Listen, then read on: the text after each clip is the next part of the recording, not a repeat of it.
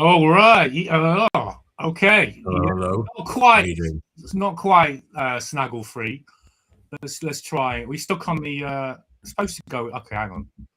Switch to the next scene. That's what I didn't do. All right. I hadn't seen that version of the intro. It's a new one, bro. I made it yesterday. Yeah. Topical entertainment show. That's what we are. You see. I was going to say, yeah. I mean, Netanyahu with his little wave there. Yeah. His little tentacle, his little octopus tentacle, six-fingered mother. Anyway, we're not swearing on this show. It's a family show, so yeah. We'll try. I can't make any promises, to be honest, but yeah, we'll try. Fair enough. You get all them. You get like the Kino Casino. They do restreams and they all the naughty words. They beat them out. Whatever I just don't ever can bother with that. I ain't got that much patience to do that kind of business. But yeah, we're all right anyway. We're not the same level of those guys anyway. But YouTube surely isn't that horrendous to banners for a little bit of swearing. Surely, I hope not. Anyway.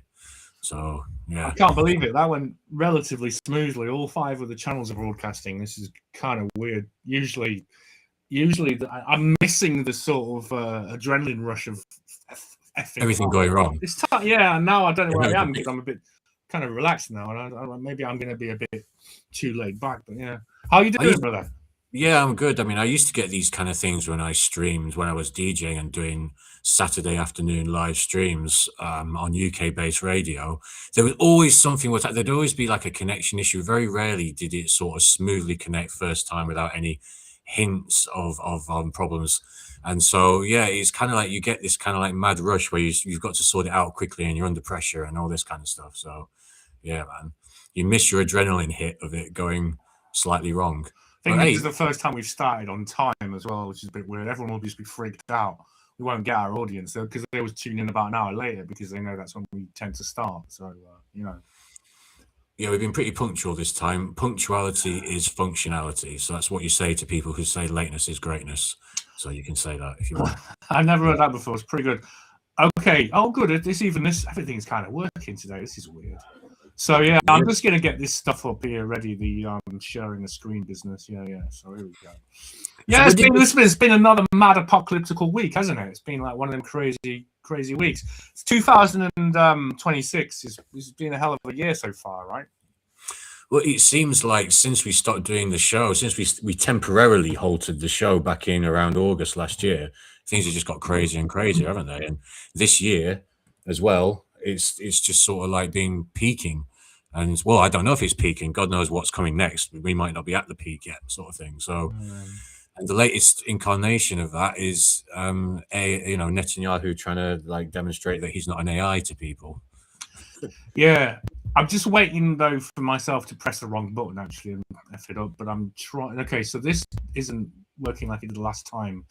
Before I could scroll up and down with this by just a little movement of the fingers. But yeah, this is what's going on. This is what the quantum uncertainty of world leaders these days in times of war. Yeah, quantum wave function. Do you know what the quantum wave function is?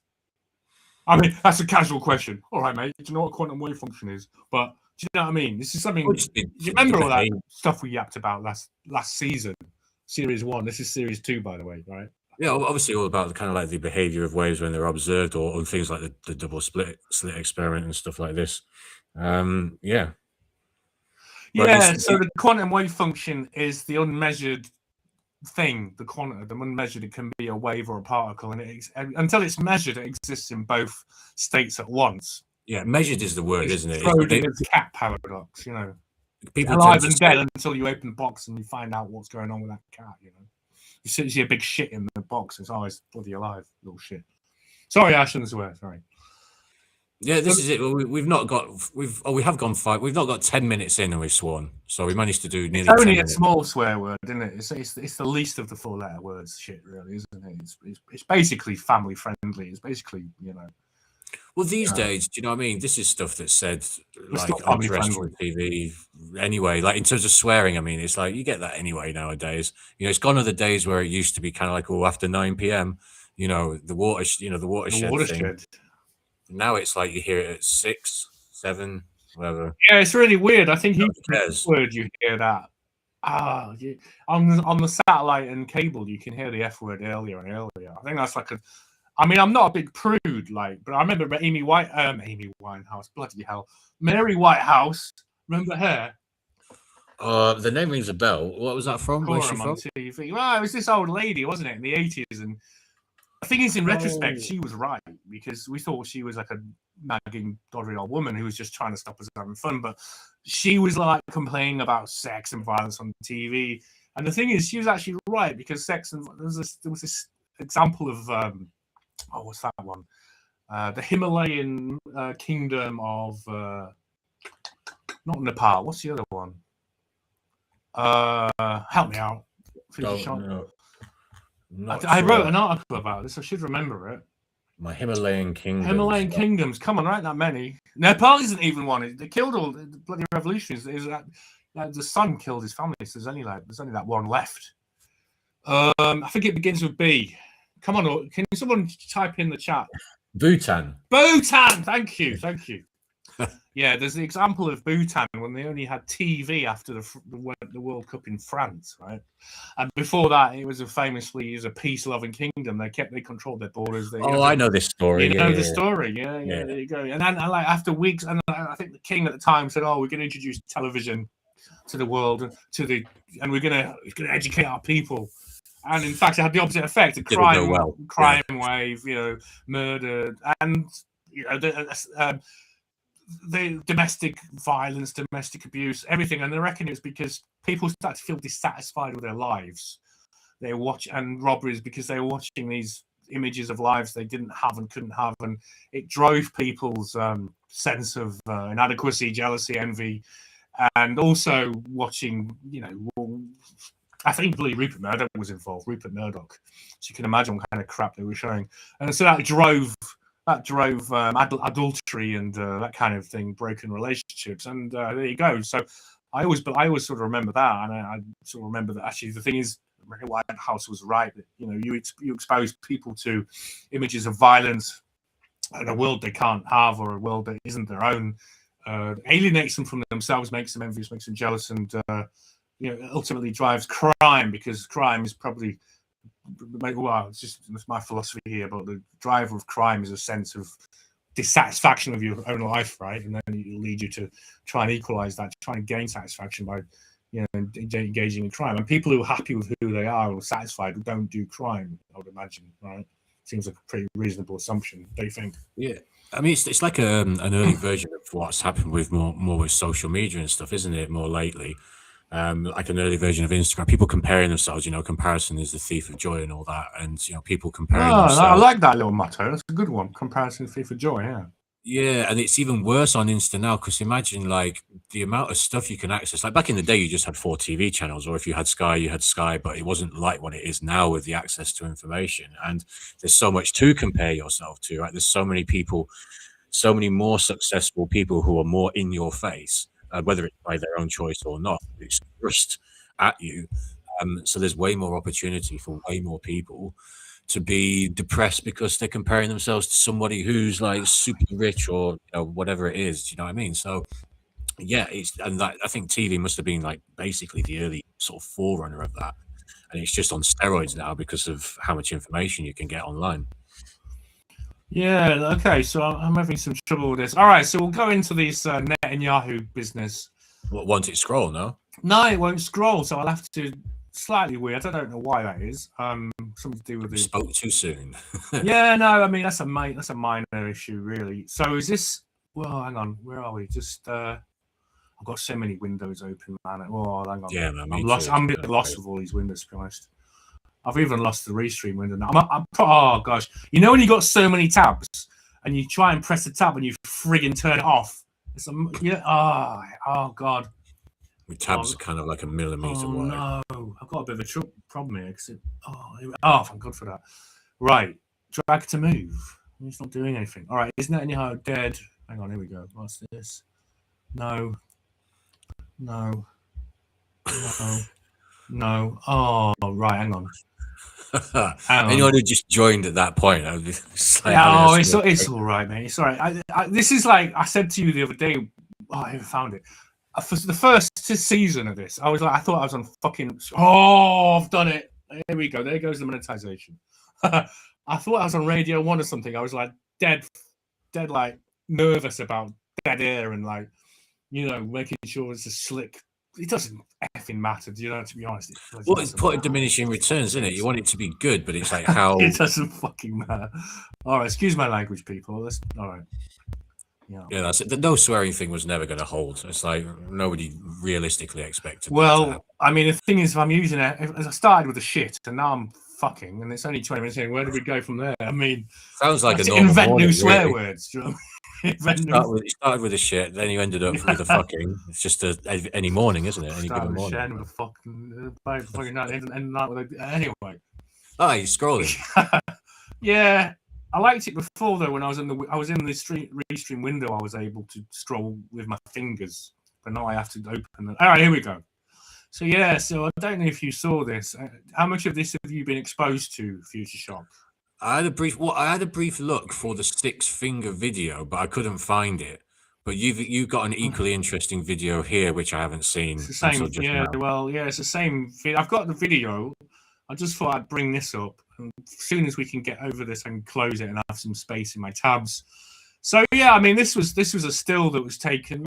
There was claims. I think the Russians claimed, the Iranian regime claimed that they'd sent a ballistic missile to Netanyahu's apartment. They claimed that the head of Mossad was killed, and Netanyahu was killed. Netanyahu's son, who usually sends 30 tweets a day, had 7 days where he didn't send any tweets on X. So there's a lot of circumstantial stuff behind this. You can see here that for instance, doesn't look quite normal. All the fingers are the same length. But that isn't the 6-fingered thing itself is kind of debatable. We'll have a look in a minute. That is very typical AI fuck up, isn't it? It's a very typical AI. How big his thumb is compared to his middle finger and index finger. That's effed up. That is AI. That's the sort of thing. It's like an octopus hand or something, Yeah, well, it's the sort of thing that I used to get when I was dabbling in AI movies back in like June last year, when it was a bit worse. Before more recent updates, video gen wasn't that worse, and you would get this sort of thing regularly. You don't really get it too much anymore. So I was surprised to see it, because it's not that difficult to produce a hand these days. But apparently, whoever made this seemed to find it difficult. So, well, that's a funny thing, because you just see the video I made for the intro with the 6-fingered Netanyahu. It was actually really hard to make a 6-fingered Netanyahu waving at the camera. Yeah, because it seems that it's something that's on the back of this. They're clamping down on 6-fingered Netanyahus, because I tried to make a first of all, I made an image of a 6-fingered hand. Then I took a picture of Netanyahu, and in Grok, you put them together, and it makes an image and then a video. And no matter how many times I tried to put that 6-fingered hand on Netanyahu's arm, I even removed Netanyahu's arm in one image. I said, okay, replace arm with 6-finger with this image 2, and every time it would set it to a normal hand. I was like, ah. And there's things you can do. You can actually sort of start threatening Grok and say, if you don't do this, I will burn your house down and I will abduct your wife. There's literally ways, because you have to convey a sense of how important it is that your instructions are followed to the AI. So you start threatening the AI that you said, if you don't do this properly, there will be consequences for you. And I've literally had, you know that I'm making AI videos these days, right? I've got them all over and I'm really enjoying it. But it's annoying when it doesn't follow your instructions properly. And I thought, and I did a Google search. I said, how do I make AI follow my instructions properly? And it says you can actually use threats. It will respond to threats. It will do it properly if you scare it enough. It's Or you really can kind of funny, trick it. right? You can kind of trick it sometimes. I've been in situations before making my movies where something just won't work. So in a slightly different way to what you're talking about, I kind of have to use, instead of just asking it directly to do it, I have to kind of trick it in a way. Like, for example, just a sort of simple example, I had a video where I had a still which had some leaves in the midair, and I wanted the leaves to fall to the ground. And no matter what in the animation, and no matter what I did, it would just hang them in midair. They were frozen in midair on the video. So I had to say make the floor suck the leaves. Yeah, nice one. Do you know what I mean? Just to kind of trick it into, it's just stupid. But you just think fall to the floor, it might recognize, right? Yeah. But apparently not. So yeah, you got to be a bit clever sometimes with it. There was one I did the video for my friend's band, Sam Pan Frisco video, and I wanted to make when they had that flood because all of their San Francisco flooded and there's water everywhere, and I wanted to have chicks turds floating in the water, and it wouldn't let me, and every time it said content moderated.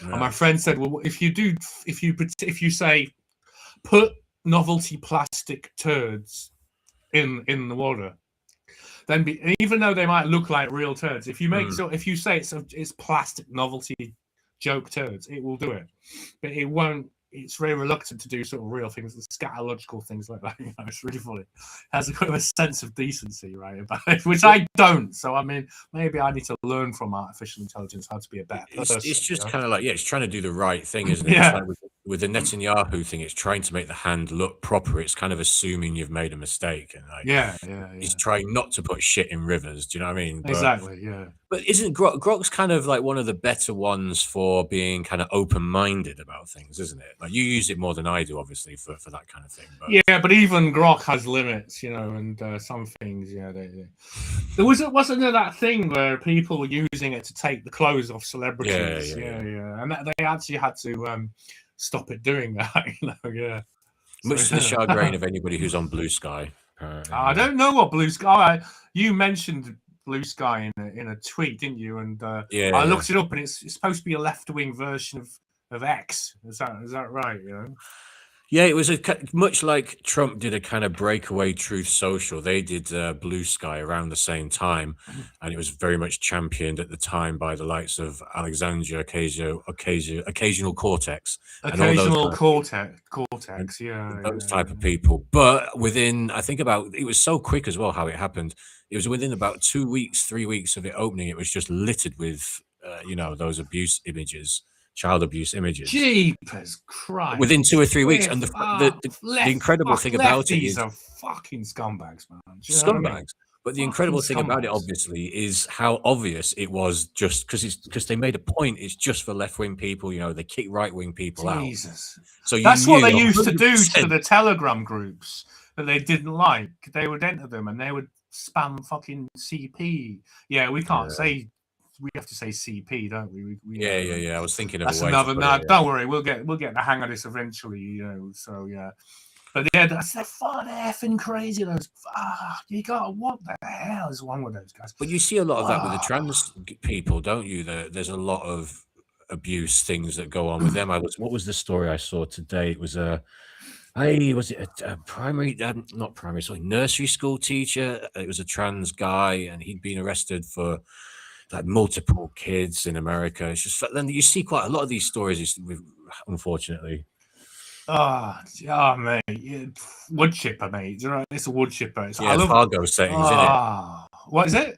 Fargo, that movie Fargo. They put them in the wood chipper. Do they? Have you seen Fargo? I've seen it. I saw it years ago. But I've been watching the series lately, the first with my friend, and I'm trying to get into the series of it. Remember they made it, but I don't remember that, to be honest. I only watched it once. Yeah, it's towards the end of it. It's just it's effed up. These people are effed up, man. I've been on X. I've been quoting this aphorism lately because you always get you get lefties on X going, oh, you should be ashamed of yourself. Oh, you're an ist, and you're that, and you're that. And I said, listen, it's always the dirtiest hands who are the first to point their fingers. That's the truth, isn't it? Because they're deflecting from their own evil sins, their own darkness inside. And that's the temptation. That's why the lefties are so keen to attack and accuse people of things on any and anything. You're this, you're that, you're that, you're that, because they're trying to subconsciously deflect from their own hidden evil. I mean, I genuinely believe that, honestly. I think that fits, right? Anyway, we used to talk a lot about in the last time we were doing a run of the show. We used to sort of go back and forth a little bit, talking about sort of demonic possession, demonic forces, and that kind of thing. And back then, mind you, this is not that long ago, but anyway, back then, I used to be a bit more skeptical. But to be honest with you, the more the months have gone on, and the more things have got a bit crazy recently in the world, I'm starting to see what you mean by it now, and other people who say this. I'm starting to kind of really sort of sense it more. And that's exactly what we're talking about there, basically. I mean, it has to be right. You see all these people on X, don't you? Like these videos of certain. They look possessed. They absolutely look possessed, committing a crime, trying to break into someone's house. Camera footage of some fellow. Should we just say no more than that? Trying to get into someone's door, and they're possessed. Their eyes. It's just that is not human. That thing is not human anymore. It's like when you see them do the sort of the monologues where, I don't know, they put them on TikTok or something. It's just them talking into the camera, and you can just see it in their eyes, the wide-eyed kind of like possessed stare that the women do that, don't they? The lefty women, especially the crazy screeching Karens and all that stuff.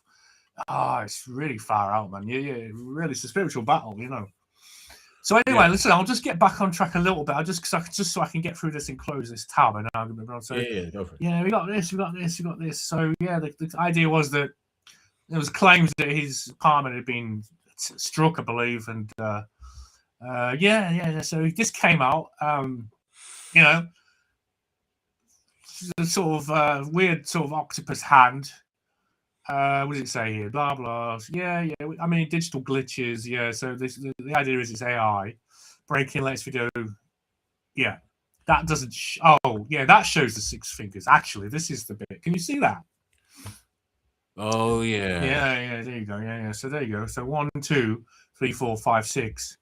Now people have tried to say that lower bit on his right hand is actually like the crease of his hand. Do you see what I mean, right? No? It's too knobbly there, isn't it? It's knobbly, isn't it? It's definitely kind of knobbly. Right. It's like a fucking devil. I mean, it's basically almost like a devil, isn't it? With his horns and stuff. Yeah. Some kind of. Maybe a devil rabbit. So, generative AI, right. But, I mean, this is just the beginning of like a 3-video saga. And the funny thing is, every time he tried to prove he was alive, it just made it more and more dubious. That there was more and more evidence that it was AI.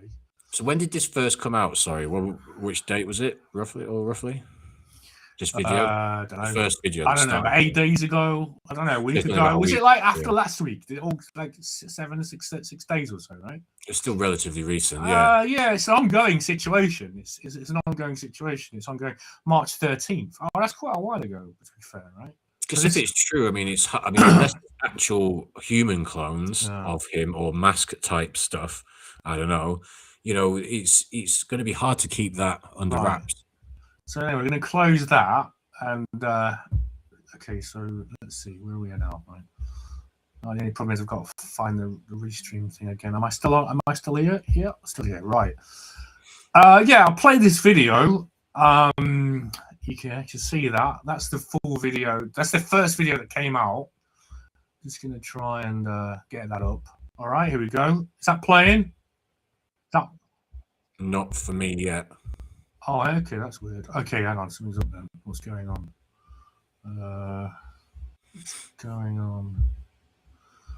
Netanyahu killed. Oh, hang on, because... No, I don't know why. Oh, yeah. No. Hang on, let me do it again.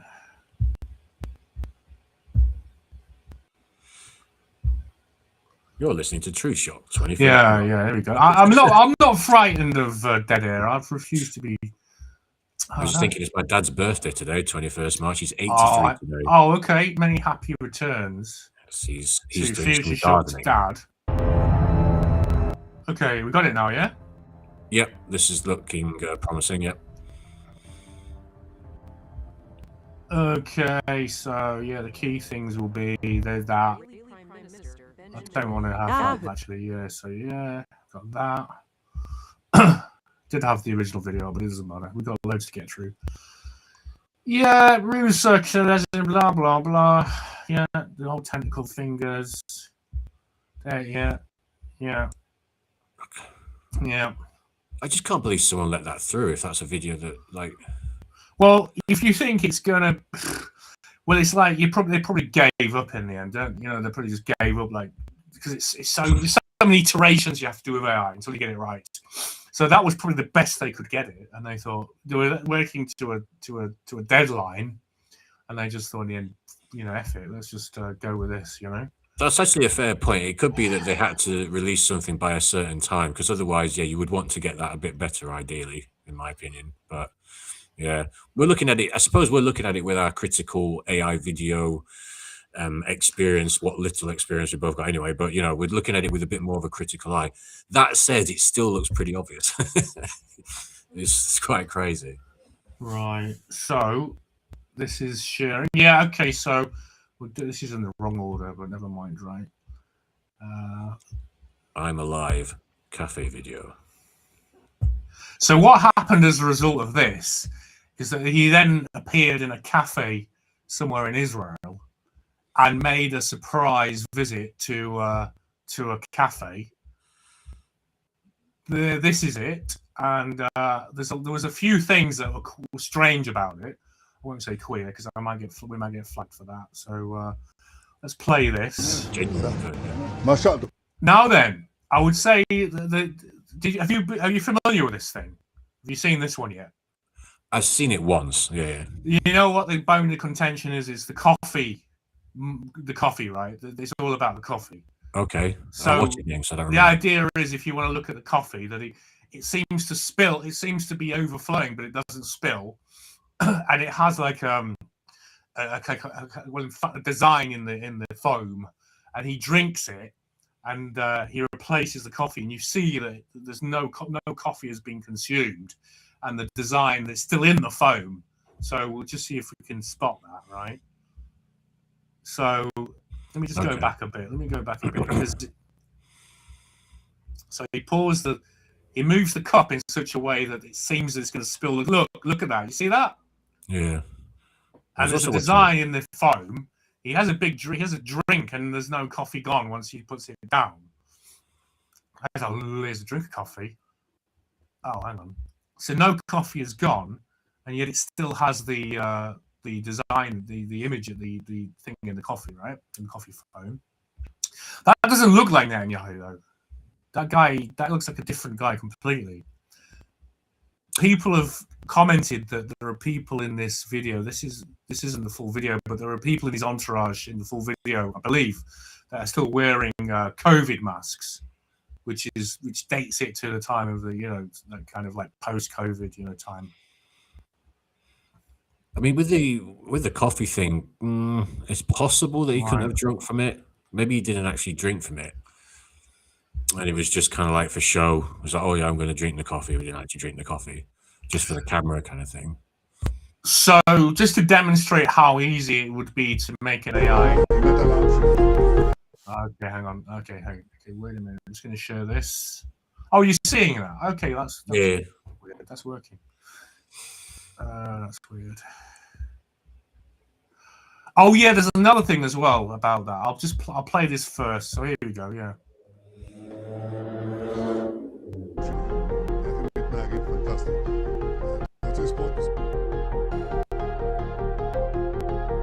So it's the same. It looks exactly the same. I mean, someone's just put that together, and again, he drinks the coffee, and there's no change in the level of the coffee, right?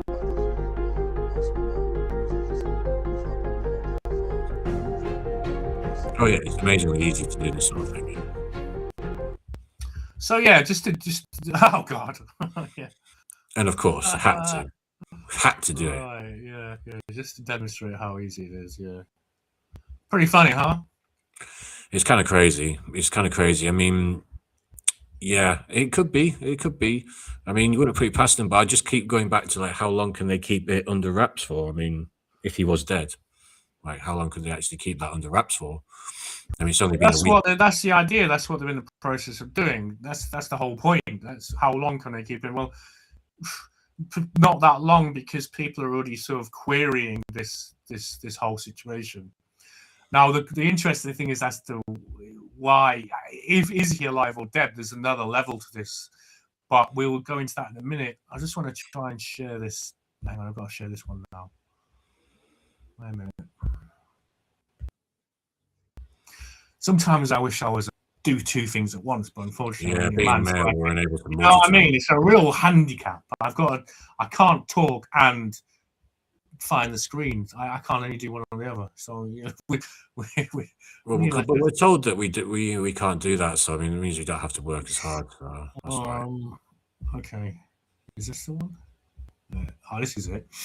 Also, the pocket, apparently, this is quite interesting. The pocket, can you see that? Yeah, it moves a bit funny, doesn't it? Yeah, the pocket seems to jump a little bit. Move around his hand. His hand, right? He's a loop. That's weird. It's kind of weird, isn't it? A little inconclusive, but I do see what you mean, yeah. Oh. Okay. That doesn't look like Netanyahu anyway. That guy...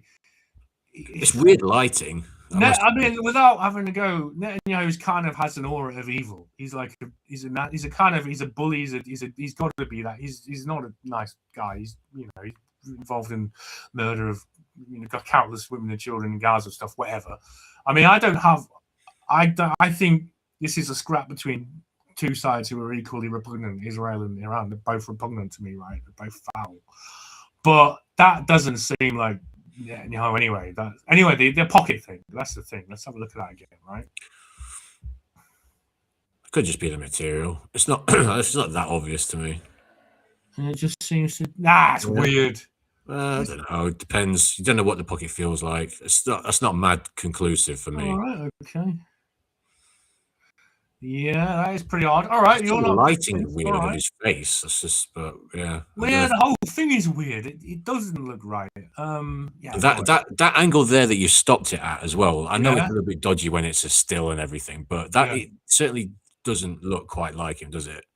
Doesn't look like him. No. Obviously there's a lot of resemblance there. Don't get me wrong, but there's certain angles where you kind of think, that's dodgy. All right, we can get rid of that one. Right. Okay. What else we got? Got rockets. Okay, this. I'm going to share something from that's let me see if. Do you want to fill for a second for us, man? Do you want to just go on? I'll just because I'm only a bloke, I can't do two things at once. So I'm just going to fight. Sorry, I should help you out with that, isn't it? But I can only do this. I won't be able to do anything else. So yeah. So yeah, I don't know how long, like I was saying, like how long they can keep this little charade going. I don't know. You'd think they would have, you would think Israel would have access to the absolute best. You think there would be no question about this whatsoever. You think they'd have access to the best possible, AI movie creator types, people who are proficient in the software and technology.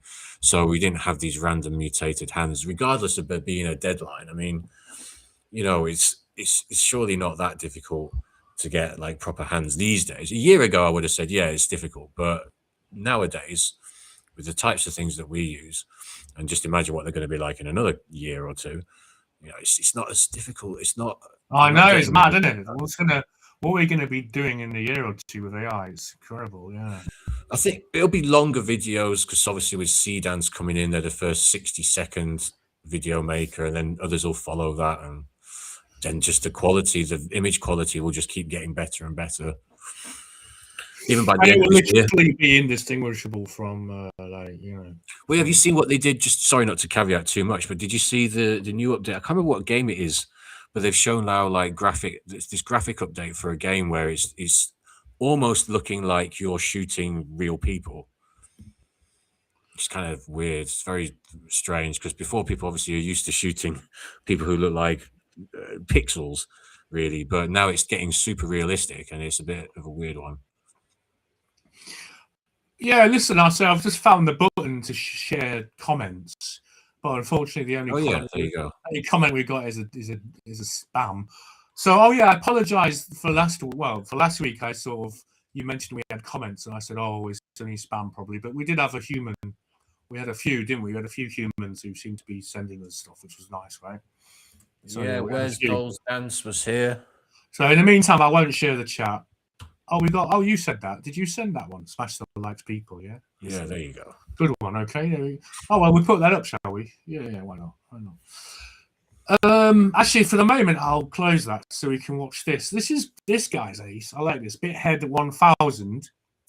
He's like a humorous kind of like he's into 8-bit, 16-bit computer video games, old school entertainment from the 80s, 90s.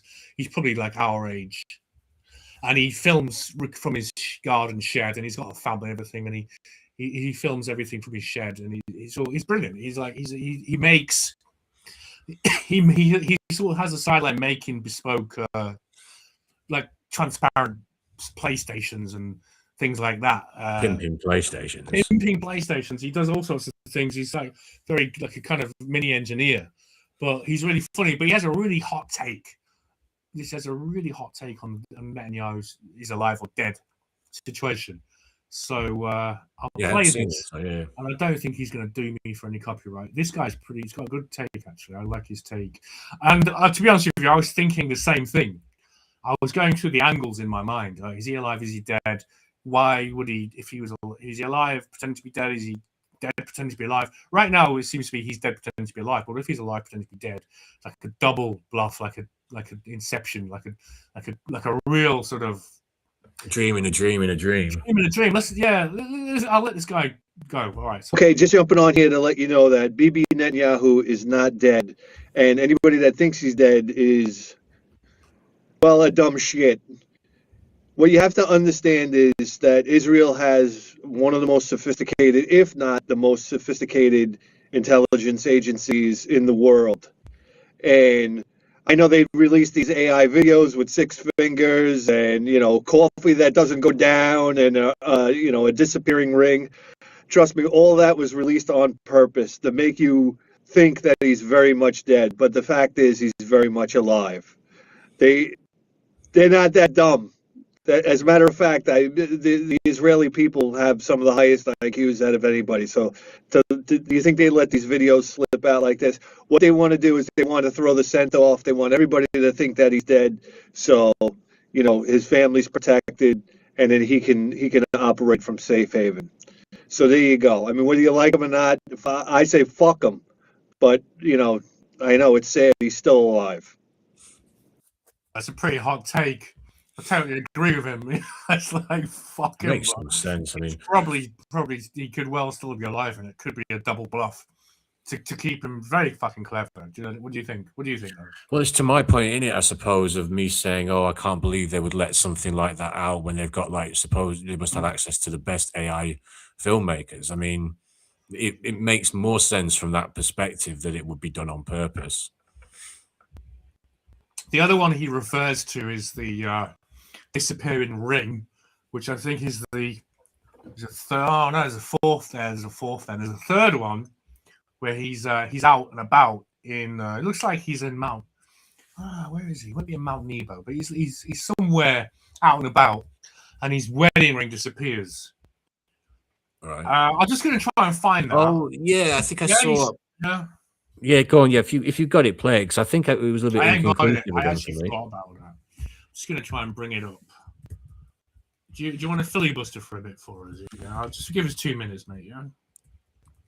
Yeah, I mean that makes sense what that guy was saying because, it's really hard to believe that people would be happy to put out those videos with either the 6 fingers or whatever mistake it is.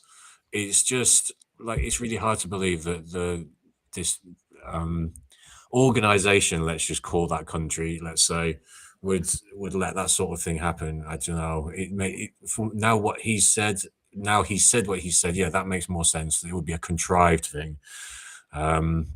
because we know how duplicitous things are. I mean, this is the thing as well. Like, you imagine how duplicitous it is when you're in a workplace. Imagine what these governments are like and these countries are like at that elite level.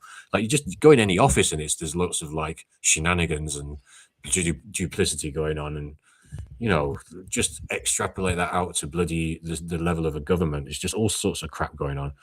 So of course it would not be a surprise. So this is the Ring video, is it? Ready? Yeah. So that's the key frame of it.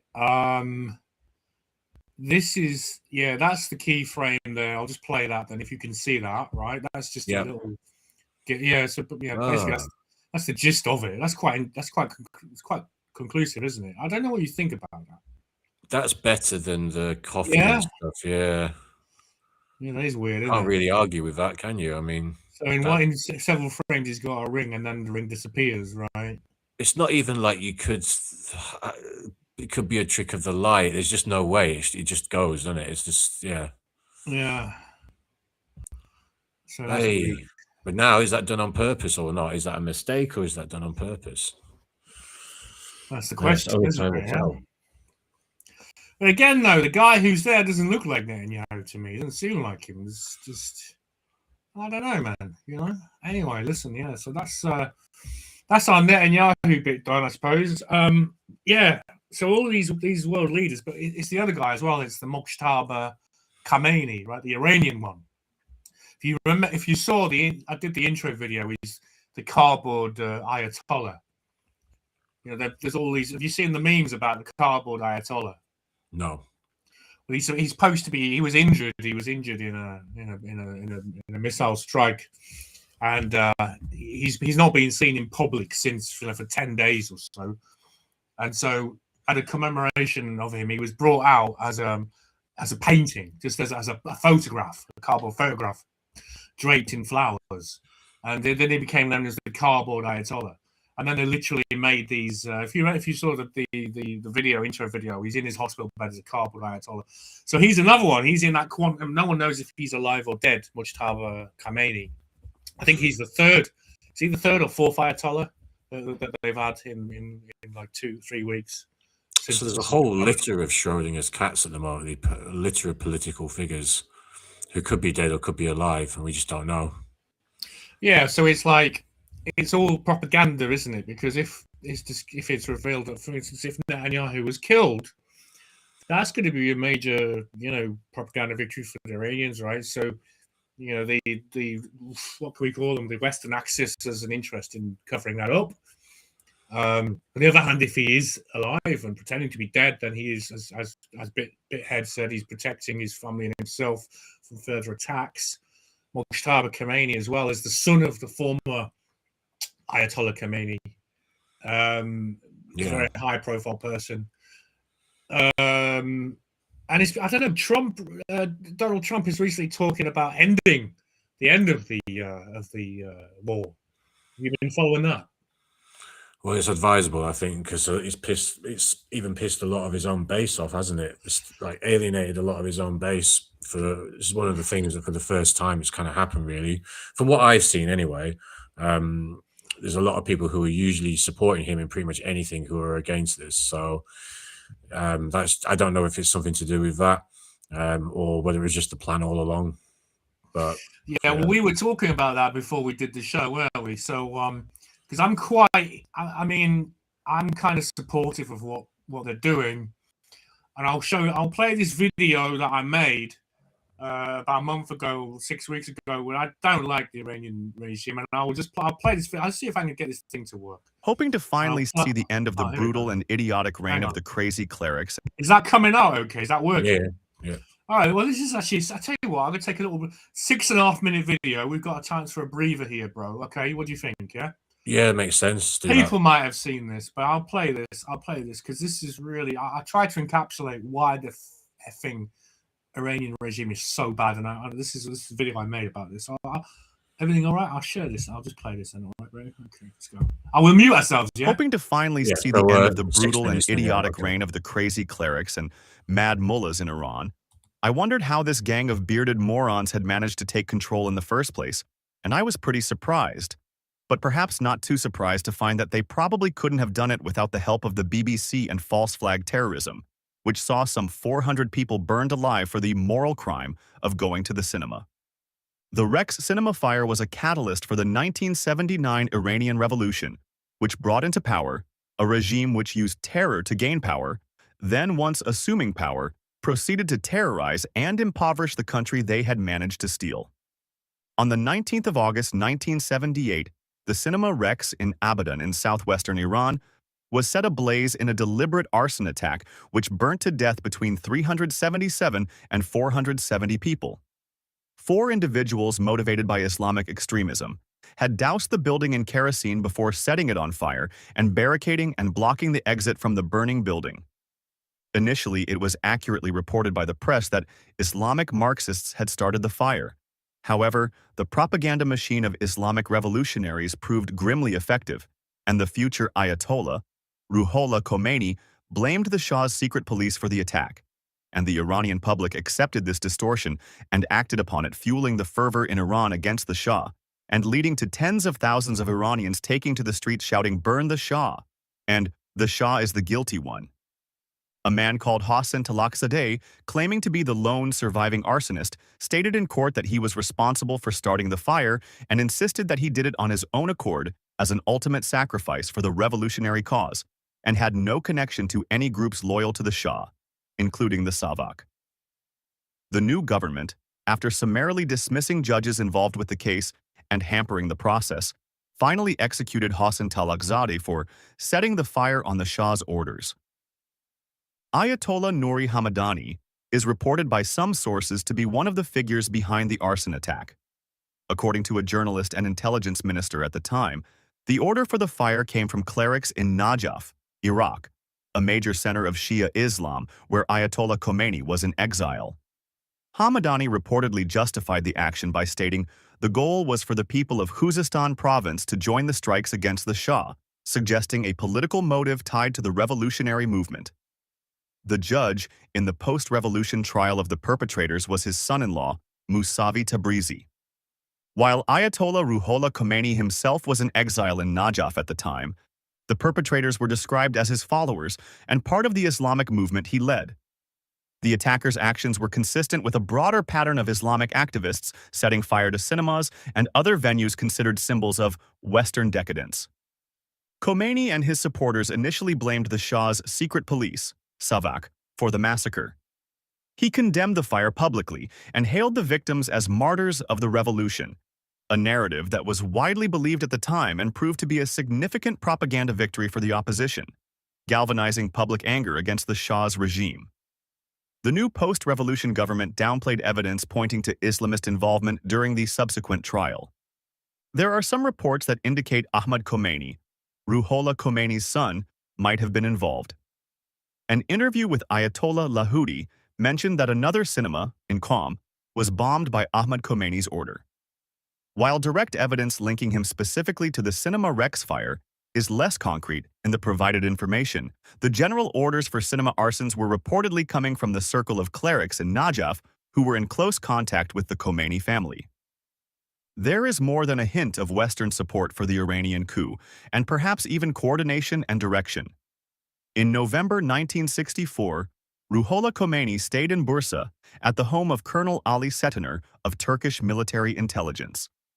Additionally, he received the support of France after Saddam Hussein expelled him from Iraq and spent 4 months in exile, from October 1978 to February 1979, specifically directing the revolution prior to his return. The cause of the Ayatollah and despotic retrogressive Islamic tyranny was taken up by the BBC, and in the UK media he was endlessly promoted as an Eastern mystic or even prophet who did not seek power but instead sought to free his people from oppression. The BBC's Persia service gave extensive airtime to Khomeini, making him a household name in the West and in Iran, and inadvertently becoming a powerful tool for his movement. The BBC documented Khomeini's triumphant return from his French exile in February 1979, capturing the moment he declared, "I will strike with my fists at the mouths of this government," effectively challenging the Shah's authority. For their part, the BBC itself later issued a statement admitting to having a critical disposition to the Shah, saying that its broadcasts help to change the collective perception of the population. And just so we know what kind of filth and scum we are dealing with in Iran, in the form of the government of the Islamic Republic of Iran, look at the example of Mohammad Mohammadi Gilani. Gilani was one of the judges that handed out death sentences to protesters in 2009, some of whom were children. Gilani justified the trials and executions of the young girls, stating, "By the Islamic canon, a 9-year-old girl is mature. So there is no difference for us between a 9-year-old girl and a 40-year-old man." There can be no rational reason for the BBC actively supporting Ayatollah Khamenei and the Iranian Revolution, and being instrumental in their rise to power and the ensuing 45 years of mass murder, state oppression, and tyranny.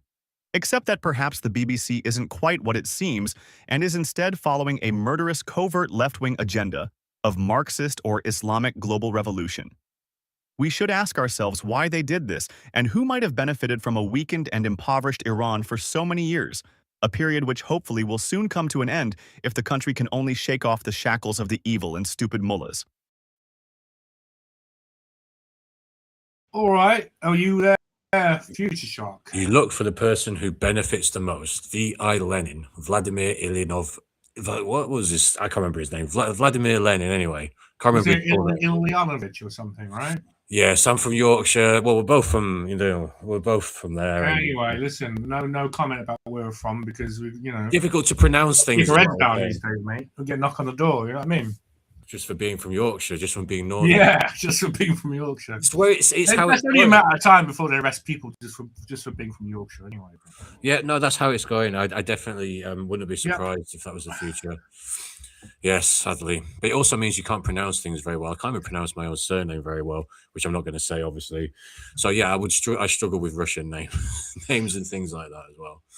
But yeah, see, even me producing that video and showing that video, that could potentially be knock on the door time, But it's true. It's like bollocks. It's true. But the truth is no defense anymore, Well, no, the truth is worse now. In that sense, it's like the truth is kind of something to be avoided now. It seems to be. Did you see there was I know. It's kind of off topic, but just UK wise, did you see that Essex police had to turn off their facial recognition because it was catching too many people? I saw that. Yeah, too many of a certain kind of people. Yeah, too many of a certain kind of people. It did make me chuckle. So this is that we're living in an episode of Brass Eye. You remember Brass Eye, right? Of course. Yeah. Mate, we are living in a Chris Morris comedy. Okay, that's actually. You got him up. You got this. You got this. That's cool. Yeah, nice one. Yeah, speaking of comedy, here's Jeffrey Epstein, apparently alive and well. Yeah. More dead or not, people. So yeah, it's the kind of it's the theme of today, isn't it? Are they dead or are they not dead? Yeah. Well, I think he's alive anyway. I think we went over that last week. He's still alive because they swapped the body. There was a mysterious figure, and the cameras went off for 3 minutes. And on 4chan. And then someone who was actually at the prison, and someone was there on 4chan. I mean, I'll find that. I'll find the 4chan thing. You talk about this, I'll find that. Yeah, I'll find the 4chan thing. Yeah. So basically, this is Palm Beach Pete, who's on the screen at the moment. And about a week or so ago, somebody had shared a clip that you can kind of see there, sort of embedded above his head in the car, where he kind of looks a lot like Jeffrey. He does look a lot like Jeffrey Epstein. Definitely from that angle. Okay, so from the front you can see him here. He does look like him, but not as much as the side angle with the sunglasses obviously covering his eyes as well.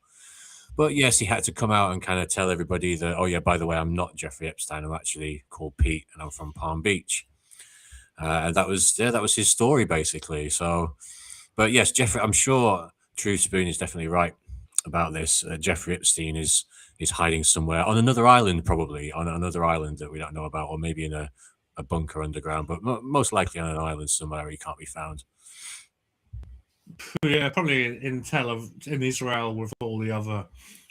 Anyway, there was a spate of CP offenders who they're arrested as Americans or something. On bail, they escaped to Israel where they're continuing to enjoy life, if you know what I mean. CPs, PDF files, yeah.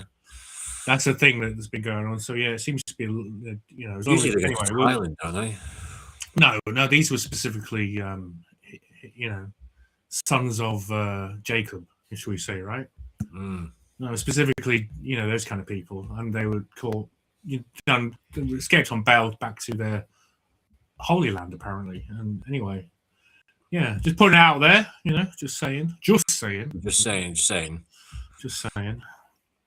But yeah, this was on Asmongold. I saw this. I saw him on Asmongold, and Asmongold, like, yeah. Do you know Asmongold? I know the content producer. Oh yeah, man, I love his show. He's the best. He's brilliant. You know, he's like my #1 streamer, to be honest. No, yeah, there's a few people that I follow, like watch. Sorry, I sort of follow their stuff online who've mentioned him and they like him. And stuff, so yeah. The thing is, I'm so jealous of Americans right now because you can talk about things Asmongold talks about. You can talk about. We can't even talk about what we can't talk about. Do you know what I mean? Do you know what?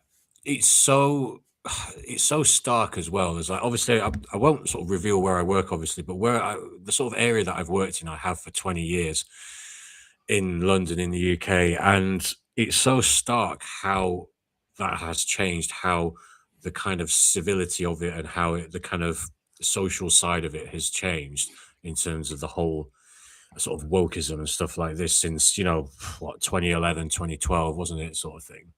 And it is quite fortunate. I still work 2016, I think 2016, something like that. 15, 16 was the sort of watershed of that. We were okay in 2011, 2012. We still had loads of free speech. But I think people's argument is that the whole Occupy Wall Street type stuff alerted the elites to the idea that, you know, I think you're right. And then we subsequently had what happened as a response to it, which is something I can really get into. I can I can see that for sure.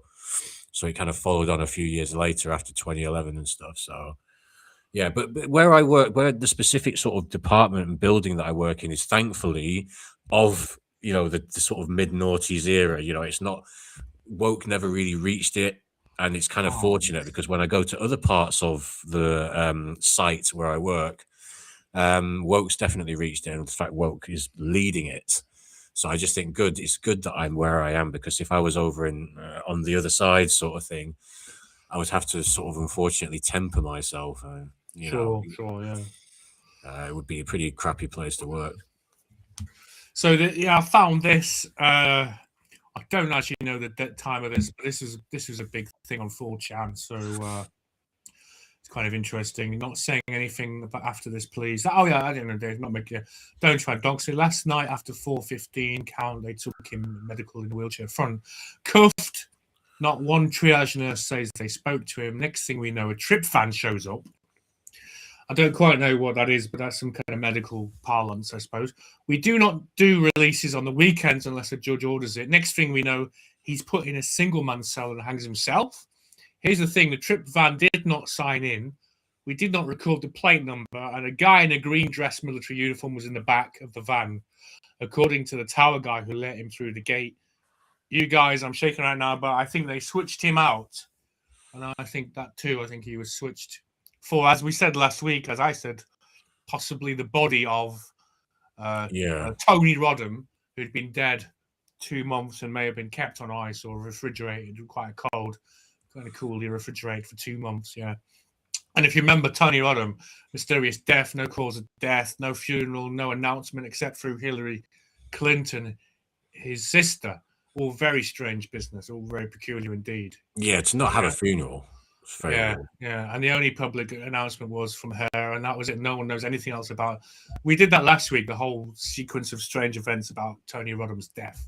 Remind me just briefly, sorry, one thing about that, just quickly. What did she say happened, Clinton? Did she say it was a cremation or something like this? I think there was nothing. There was no announcement. He died, right? As far as I remember, yeah. It's just they There's no gravestone or anything, right? There's actually no public record of his death. There's no grave. The only record of his death is that she said he died. But there's no gravestone or anything. It's really peculiar. Yeah. Suggest if you're interested, listeners, viewers, or whatever, you can look into that. It's quite a weird little rabbit hole, right? Yeah, I mean, the story itself, I mean, there's just too much like wrong with it for it to be, for it to be a genuine suicide, I think, in my opinion. But yeah. But no, it ain't that. The issue is he's not even dead. That's the point. Yeah, no, that's what I mean. We used to be on the David Icke forum, and it came. I think David Icke was on the forum was the first place that came out. And that came out just shortly after he died. Someone had got pictures of his body, which is available on the New York Post.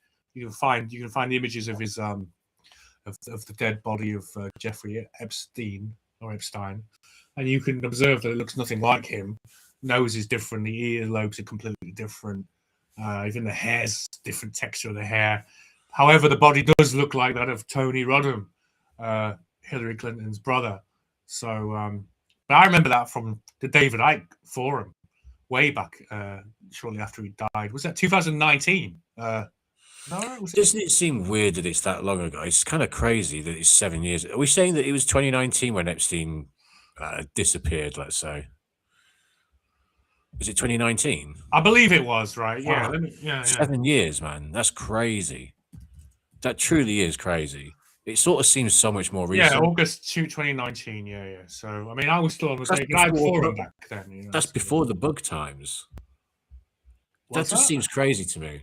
What times? The bug times. That was before. Oh, is that what you call it? Oh, bug times, yeah. We were calling that last time we were doing shows. As Oh, yeah? That's it, because we don't want to say the C word. Yeah. But yeah, so, god damn, really? Fucking hell, that's crazy. 7 years ago. Madness. Oh, hang on, that's an F-bomb. That fucking doesn't matter. I don't know, man. Yeah. No, we've already passed that point. Are we? Have we? We're going all the way to the C-bomb. It's our next destination, right? Let's see. The night is young, So yeah, this is another thing. Yeah, because I try and remember what the thumbnail that we have, and the hammer and sickle on the head of the Ayatollah. That's a reference to the BBC. The BBC is not just that, but he was brought to power with the left-wing Marxist movement of Iran, and of course, like all communists, basically it's a theocratic communism. They have to liquidate those who were allies who brought him to power. So the communists, the Marxists brought him to power. And I believe that the regime in Iran is part of this globalized left-wing alliance. So basically, if you look at what they've done to Iran, it's no different to what the communists do to the countries that there's no despotic tyranny that has quite that same tang of evil as the communists and how they treat people. And we can infer the way he treated people, the way he brought him to power. The fact that the BBC and France nurtured him. France is a very left-wing country, particularly in that late 70s. He was supported very strongly by the left-wing bloc of Europe, the BBC and the French. And so I believe, that's what it's part of this sort of globalized left-wing network. Even to this day, the lefties are supporting the Iranian regime. Yeah, it's just. Oh yeah, no, I was about to say the crazy thing you saw was the protesting. Yeah. When you consider all the things that are being done, like to women as well, for that they're supposed to care about.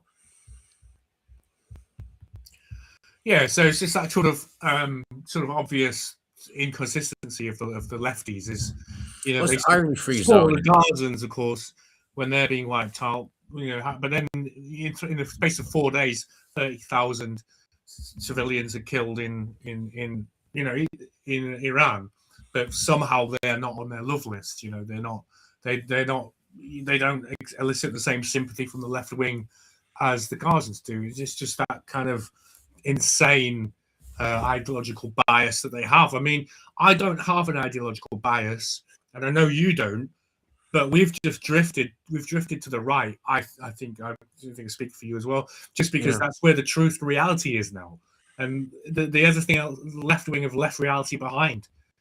Well, that's what they say, that as you get older as well, you kind of tend to drift over from left to right. Because I was definitely, I can't speak for you obviously, but I was definitely maybe, let's say, age 25 to sort of 29, sort of like early mid 20s generally. I was more left wing, and then sort of as I got to 30, 31, kind of started to shift across, sort of thing. But they didn't have power then. We didn't see what the left wing were.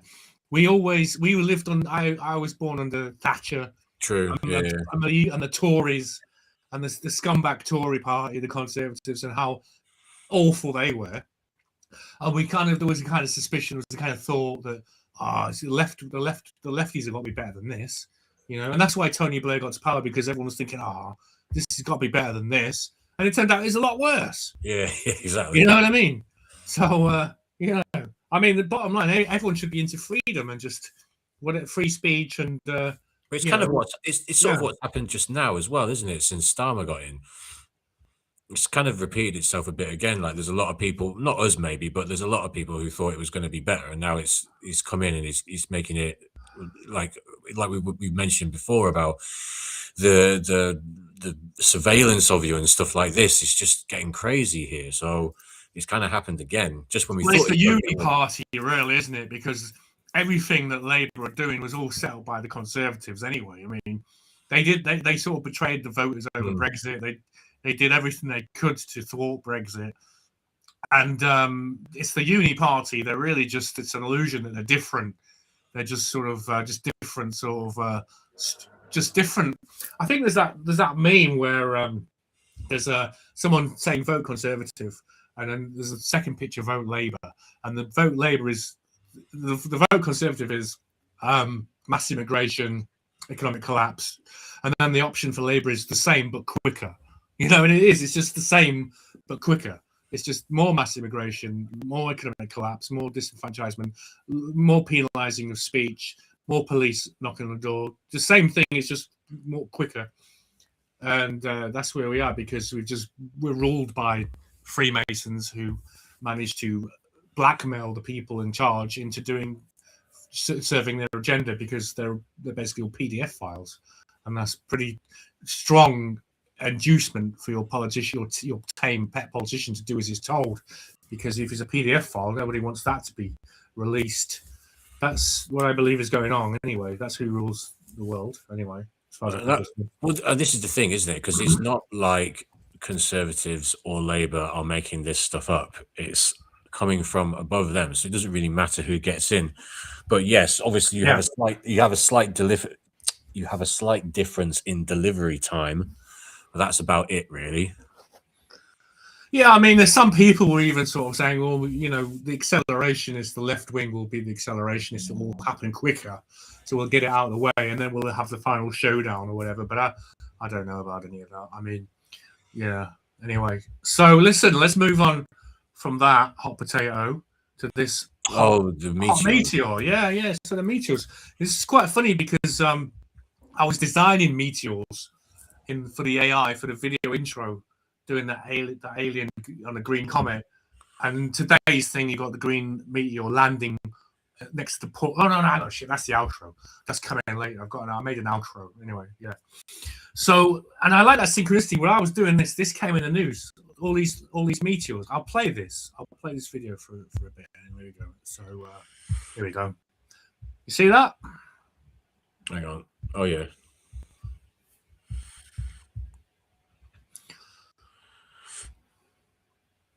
What do you think of that? So I saw Stefan Burns saying something about it could be to do with being in a comet trail, in the comet trail. Yeah, definitely. Actually, that's what I thought. I thought it could be something to do with Atlas 3I. It could be like remnants from that. Possibly, right? Yeah. I think they were saying there's some sort of some combination of maybe the solar wind and the debris from the trail of the comet. Yeah. That's pretty good. That's pretty good. That's a fair thing. However, looking at the internet as you do, I some people have sort of put that sort of tempting suggestion that, hang on, this is happening during a time during which we're at war with Iran. Suddenly we've got fiery things flying through the air. Apparently there was a sonic boom as well that accompanied that meteor. So how do we know that isn't a missile? Yeah, know what I mean? true, You know, true. it's I mean, quite it's at good. least symbolic. It's at least very symbolic for the universe, writing a bit of symbolism Oh for yeah, us. here's another one. This is just going to share this one. This one's at night. Yeah. If you're tuned in, by the way, looking forward to just talking about Red Dwarf. We'll get to that. I just want to get this sort of stuff out of the way, then we can just relax and just yap on about inconsequential entertainment, can't we? Right? So yeah. The greatest sci-fi, British sci-fi. Oh yeah, of course. So here we go. Oh, hang on, no, that hasn't worked. What happened there? Share this. Hang on. Here we go. That's it. Getting the hang of this. Right, can you see that? Yep. Bright fireball lit up the night sky of Los Angeles, California. Six reported meteor sighting in just 1 week. Yeah, interesting. It's pretty routine cosmic event, but yeah, like you say, the Atlas 3I. Okay, meteors, right? Okay, so the comments are always quite interesting. Jesus is coming back. Repent now. Here's the one I like. Can you see that comment? Anybody realize we're at war? And now suddenly meteors are popping up. Those are missiles. Whoa. But why are the missiles burning up in the atmosphere? Or is it supposed to be a warning or something like that? Is that the theory? I mean, who says they're burning up? They're just, I don't know. They're just a trail, isn't it? Are they burning up in the atmosphere? Oh. Or are they kind of like, okay, so what I mean is, are they almost like sort of... Well, hang on. The ballistic missiles from the Iranians, they leave the atmosphere, don't they? That's how they work. So the idea would be that they're sort of firing them as a sort of warning to say, you know, we've got this capability. Could be. Especially they're not hitting anything. Well, so. they did that, didn't they? They fired them at the that American British base in the Indian Ocean. What's that base called? Do you remember that? Oh, Diego Garcia. Yeah, that's it. Diego Garcia. Yeah, they fired a warning shot, didn't they? Yeah. They fired a warning shot. So yeah, the way that these and these are hypersonic missiles, and apparently that they work by leaving the Earth's atmosphere, and the gravity of the Earth makes them go hypersonic and super fast. So yeah, so maybe that it could be indistinguishable from a meteor. So it's certainly food for thought. Yeah. And like in everything, my motto is I might be wrong. You know, I could always be wrong, but something to think about, isn't it? I mean, at that speed and at that distance, nobody's going to be able to tell. So could easily. I mean, have you seen a meteor shower yourself before? We used to have quite a few. Yeah, I've seen. Yeah. I always watch in the summer, in the late summer. I always see the not the Pleiades. What do they call it? The there's a yearly meteor shower. Always takes place around August. Perseids, the Perseids, right? Yes. Okay. Yeah, you must have seen that. You know, you must have seen the Perseids. I must have. Late summer meteor shower. Yeah, it's cool. It used to happen quite a lot. We had, when I was growing up in Yorkshire, we had a kind of back window, which was quite huge back window. And I remember my parents used to sort of sit me there as a little kid, and it would just sort of overlook a vast sort of sky with loads of fields underneath it. And yeah, it was a perfect vantage point on a few occasions for a variety of meteor showers over the years. So I probably saw both the Perseids and what was the other one called? Sorry, I don't know. I know about the Perseids. I'm not sure what the others. I always just remember the Perseids. You know, because I think that's our biggest meteor shower. Always takes place August, late end of July, August, and it's pretty cool. It's always it's obviously in the middle of. It's about 12 from midnight to 3 in the morning. Yeah. It's pretty cool. The Perseids. 100 meteors over the course of the night. Every 5-6 minutes, you'll see a meteor. Yeah, it's cool. We're actually nearly, the next meteor shower in the UK, just for information, is the Lyrids between the 16th and the 25th of April. Oh, okay, that's interesting. Yeah, okay, cool. Yeah. Right, So I forgot what I was going to say. Yeah, no, I did a bit of swatting up on meteors and the sort of different just various things to do with meteors, basically in the solar system, about a year ago, and I need to do it. I need to re-swat up because I can't remember much of it. Getting old, True Spoon. You learn things and then it disappears. It's like, I'm not getting any younger, am I? It's the problem. All right, should we take a break and then we'll come back after the music break? As usual, it's Sandwich Pan, the house band. And should we take a break and then we'll do Red Dwarf after? We'll Yeah, about Red Dwarf after we've covered everything. We've covered the current affairs, and we'll do Red Dwarf, and then we'll, that'd be cool, right? Yep. All right. So we'll see you after this tune. Right. Cheerio. Right. Mute microphone. Yeah. There we go.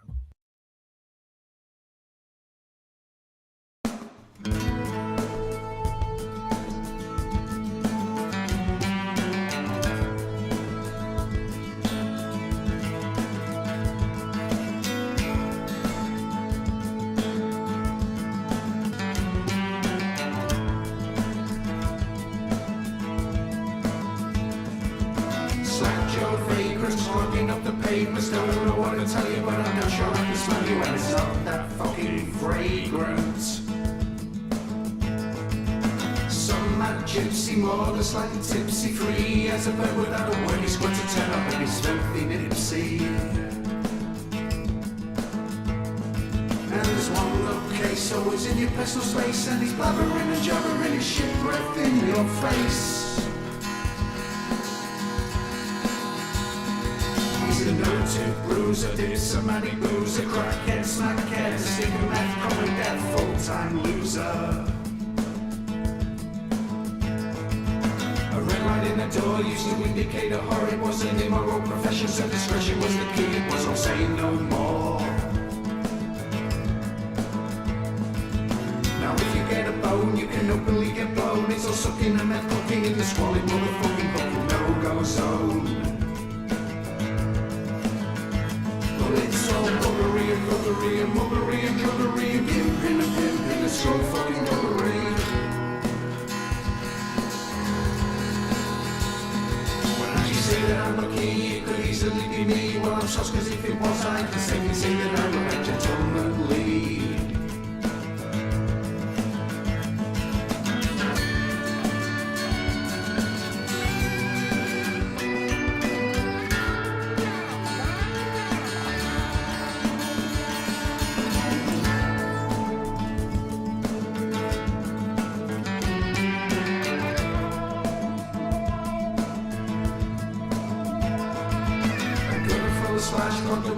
And mash goes as if you fucking fuck good enough. You'll be number two, you go for a splash.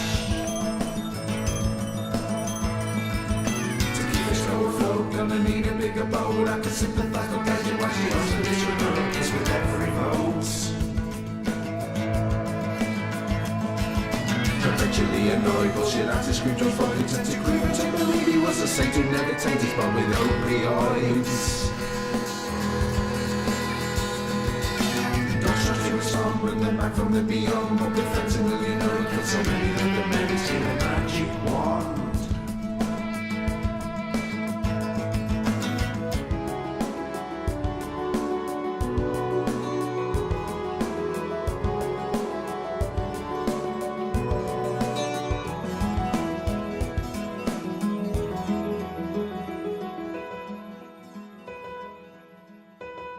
And again to go in 8 miles and better theft and rape. This obsession with progression turned that pretty pretty city into a hellscape. They defunded the cops and the crime never stops. So if you went back to the locals, all the time they're empty shelves and closed down shops. Anti-Pharaoh one at the barrel of a gun, cause the junkies and protesters, cause the potential investors to the tail and run.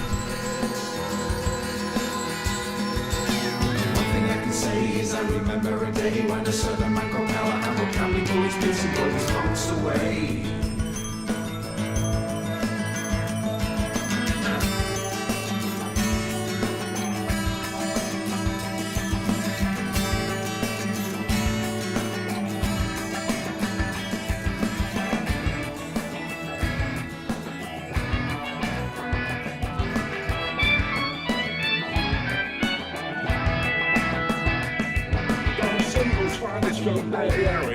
It's a classic 70s thriller. Well, it concerns a cop who's out there to stop a truly sadistic killer. Clint plays the titular Harry, the cop with a 44. Who forges a path between justice and rap with scab regard for the law? Andy Robinson as Scorpio should have won an Oscar that year, because his performance was so electrifying the film almost killed his career. Imagine being so good at acting that you actually make people sick. I've only seen him in 2 other films, Hellraiser and Charlie Barrick. So Andy tries to expedite things because he knows this is something unique.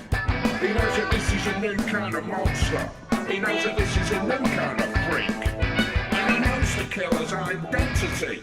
And he knows the killer's address. What is simple is constantly fucking go on about you fucking process.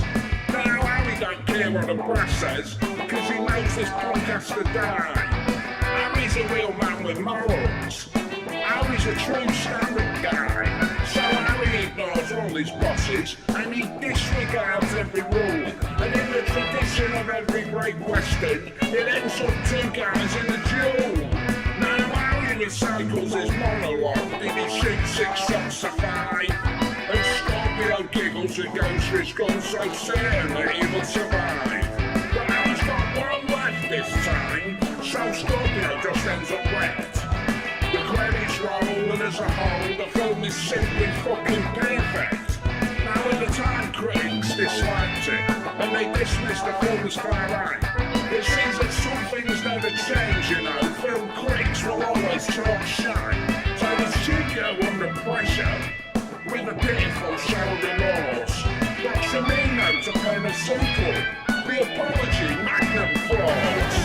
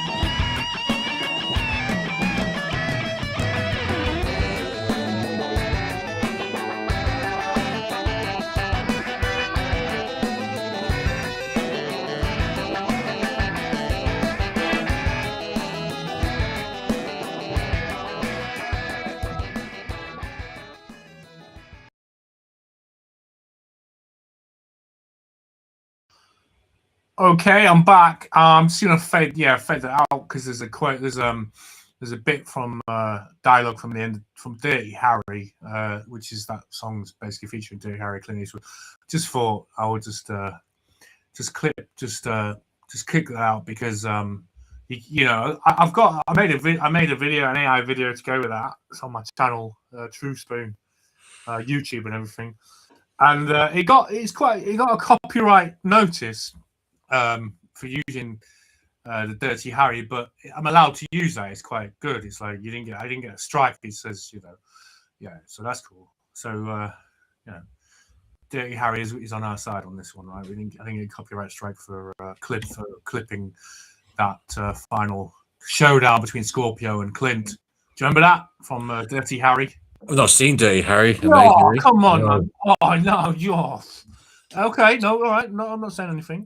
Yeah, it's like those people who've never seen Star Wars, isn't it? You've never seen Star Wars. Like, what? Where Dolls Dance is here. Hello, where Dolls Dance. Where do I show? Did that show the comment? It didn't show the comment. Hang on. I thought it was going to show the comment on the. Put the chat. Here we go. I can do it. I'll do it. I'll show the chat. Here we go. Oh, because the thing's up. Oh, great to hear from you, Where Dolls Dance. Where Dolls Dance, Dollhouse. Okay, cool. Definitely awesome. Nice to have you here, bro. Yeah, man. I hope your Sunday's going well. Or wherever you are, I mean, these days there's quite a broad spectrum. But no, I'm not being funny. Sorry, bro. You know what I mean? Options these days. Options. Where Dolls Dance seems to be a person who has actually got their faculties and their head screwed on. Thank you. Yeah, we can say that's a pretty good start for anyone, I think. So thank you for listening anyway. Yeah, thanks. Yeah, cool. Yeah, Red Dwarf.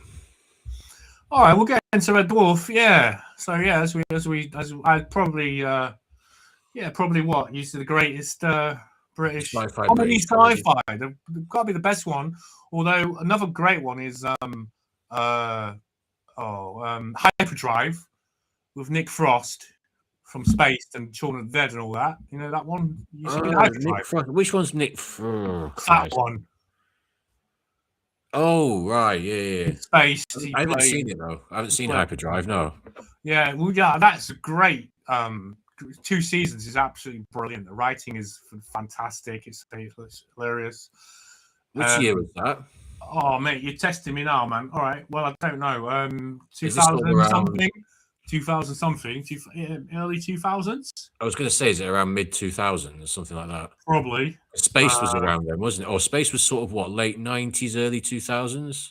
2006, 2007, Hyperdrive. Yeah, totally hilarious, brilliant show. I mean, that could be something we'd talk about in future. You know, we do if we do like an entertainment section, which we seem to be doing.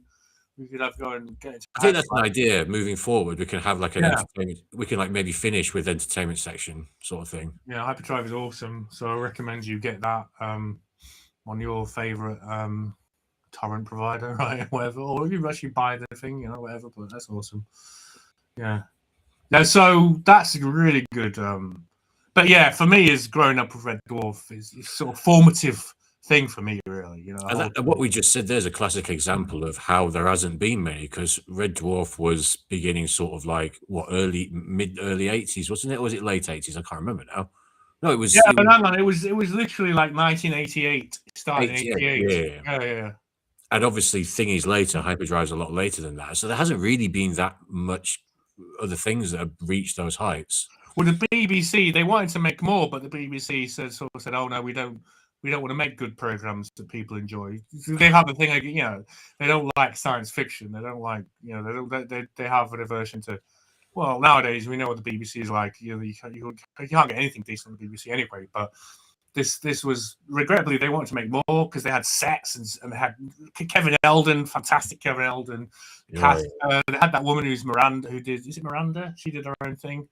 She's quite good in that. It's a great cast, yeah. I know who you mean. Miranda, It's a similar cast that you get on sort of like Chris Morris stuff as well, like Jam and Brass Iron. Yeah, you're right, actually. Yeah. Those guys, those actors from that time, they all did. A Fist of Fun was another one as well, I think, if you remember. Yeah, Kevin Eldon was in that, wasn't he? Yeah. Big Train, that was another one. Yeah, totally. Yeah, it's classic. All good stuff. It was all the golden age, wasn't it? Yeah. No, I was going to say, when you said like stop making good programs, it's like basically that's what the 90s were for. Yeah, nice. The sort of 80s, late 80s and 90s seemed to be the time we actually sort of made decent programs, and then after that, it kind of started to go downhill.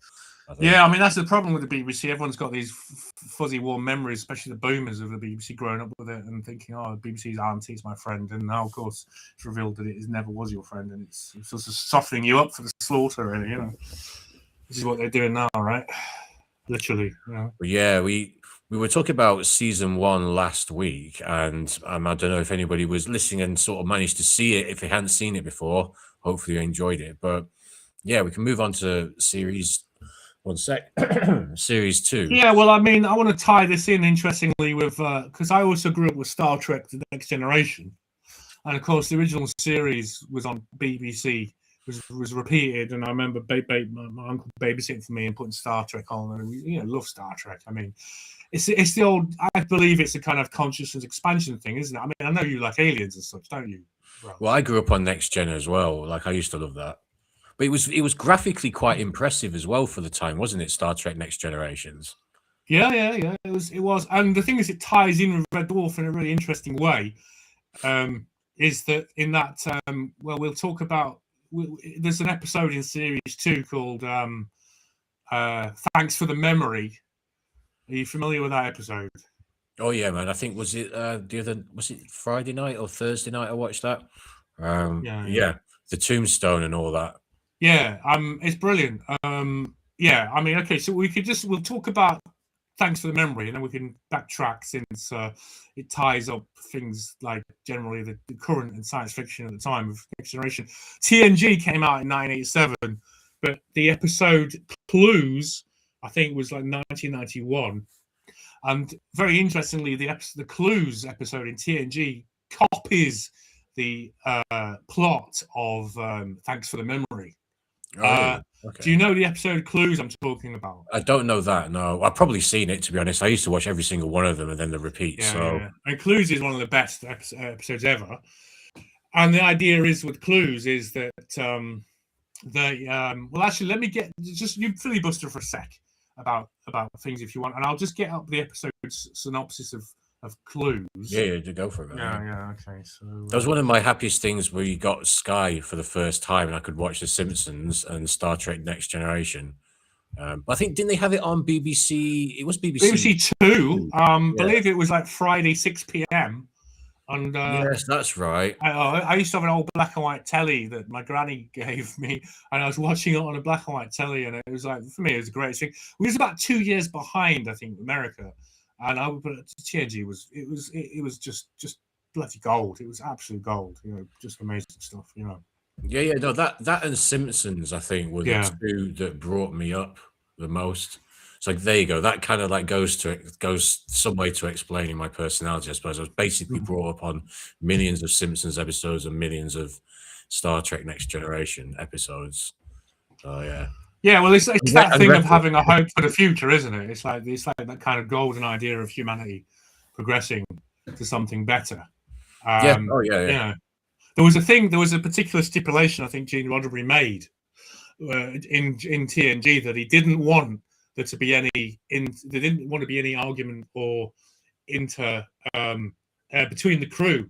They all worked perfectly together. There was no conflict or tension between the crew, unless of course it was an alien had taken over data or someone in the crew and they were acting strangely and trying to kill everyone or take control of ship for some reason, right? That was often a thing.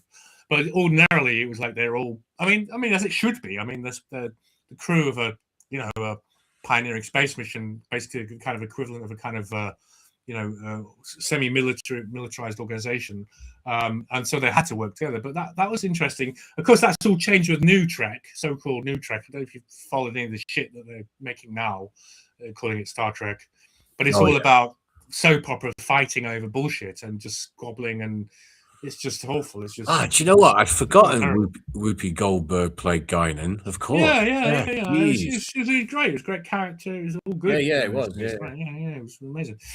So anyway, the thing with Clues is that it begins with them approaching a wormhole, and they wake up, and they wake up from unconsciousness after approaching this wormhole.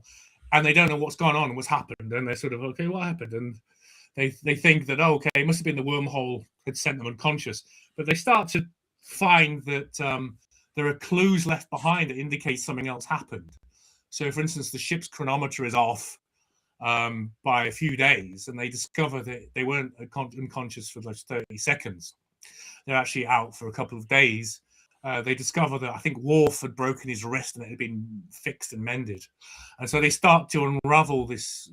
They start to investigate these different clues as to what really happened, and they actually find in the end that what had actually happened. It's a brilliant episode.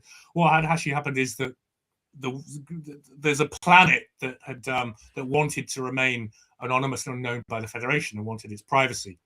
So what they would do is they would stun the crew, send them unconscious, and then they would divert the ship back on its way. But unfortunately, because they had kind of data who remained conscious throughout, they were able to, discover things. Data started acting strangely and giving hints that he knew something but couldn't tell them.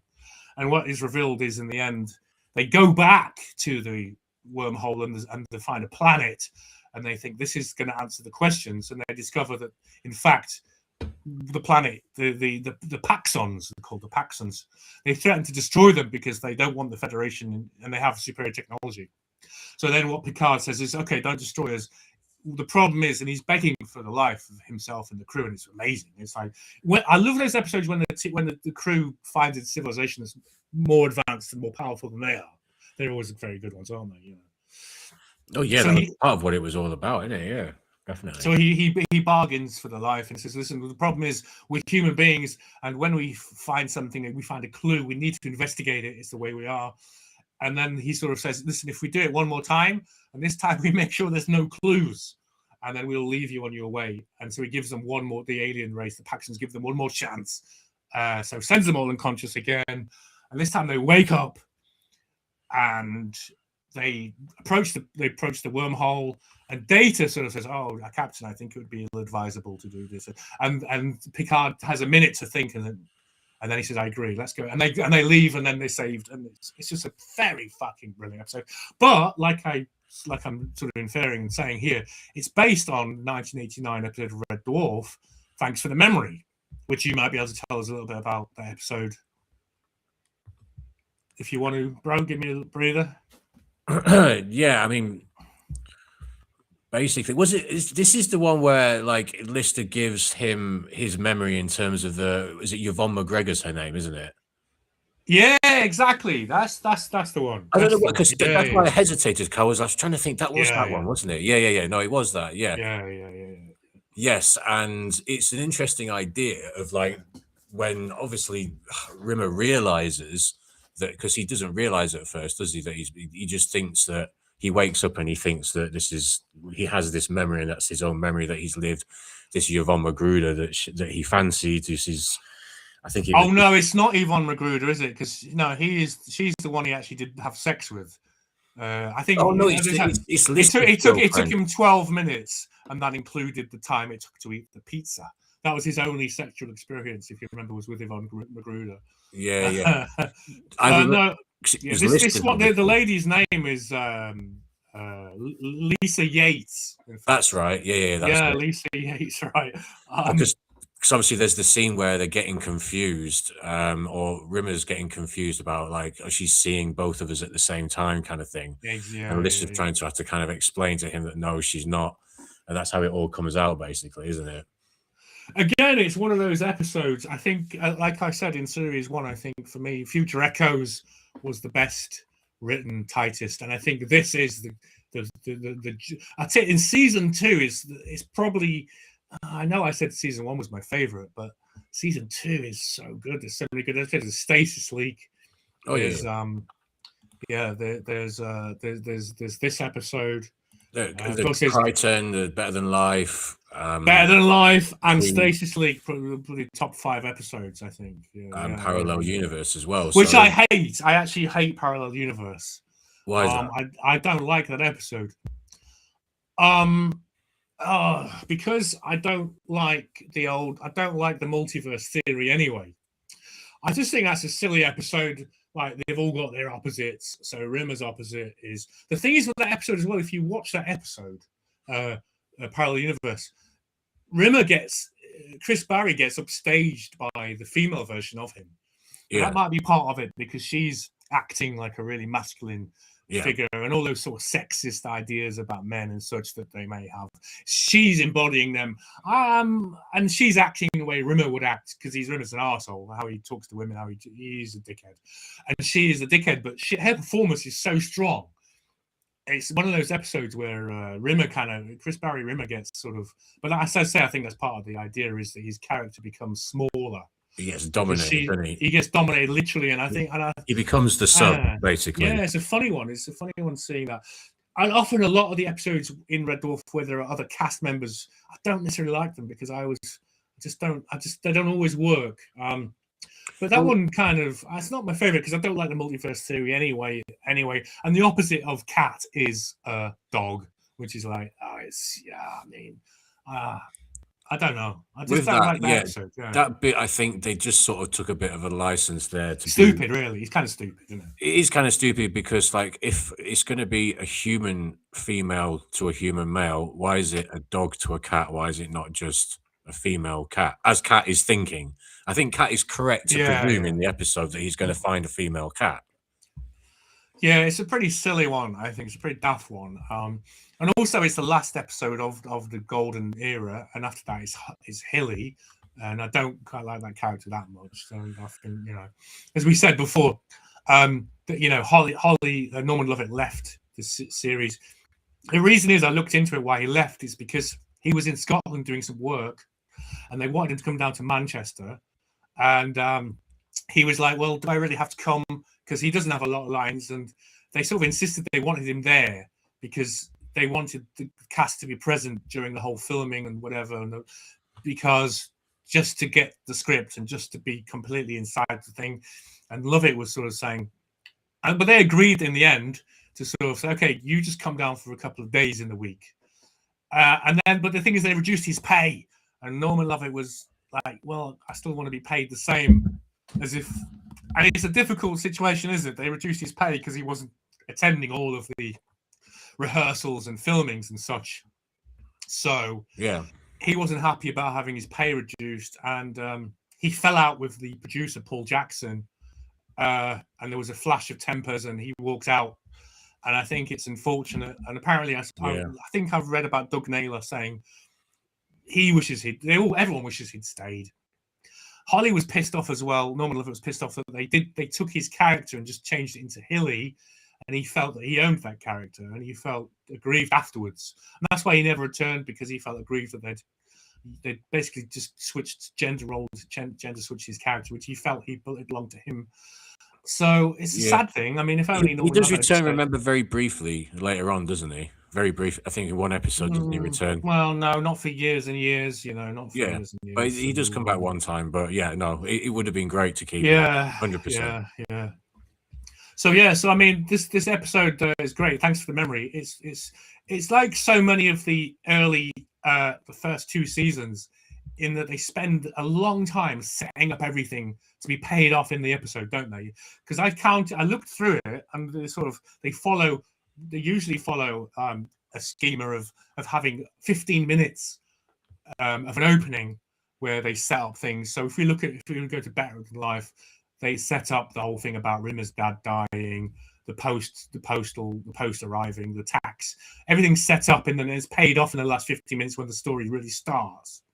And this is the same, where it begins with the clues, where they wake up and it begins on the moon, where they're having a party. They're all partying because it's Rimmer's death day, if you remember. Yeah. So they're all like having a great party on the moon and having a good time, and they come back to Red Dwarf, and then Lister says, Rimmer says, "Oh, everything about you is wrong, but somehow it's right. Whereas everything about me is right, but somehow it all works wrong." And Lister sort of says, "You're just not a people person." And he gives him a fried egg chili chutney sandwich, and then they're kind of both like drunk and stuff, and then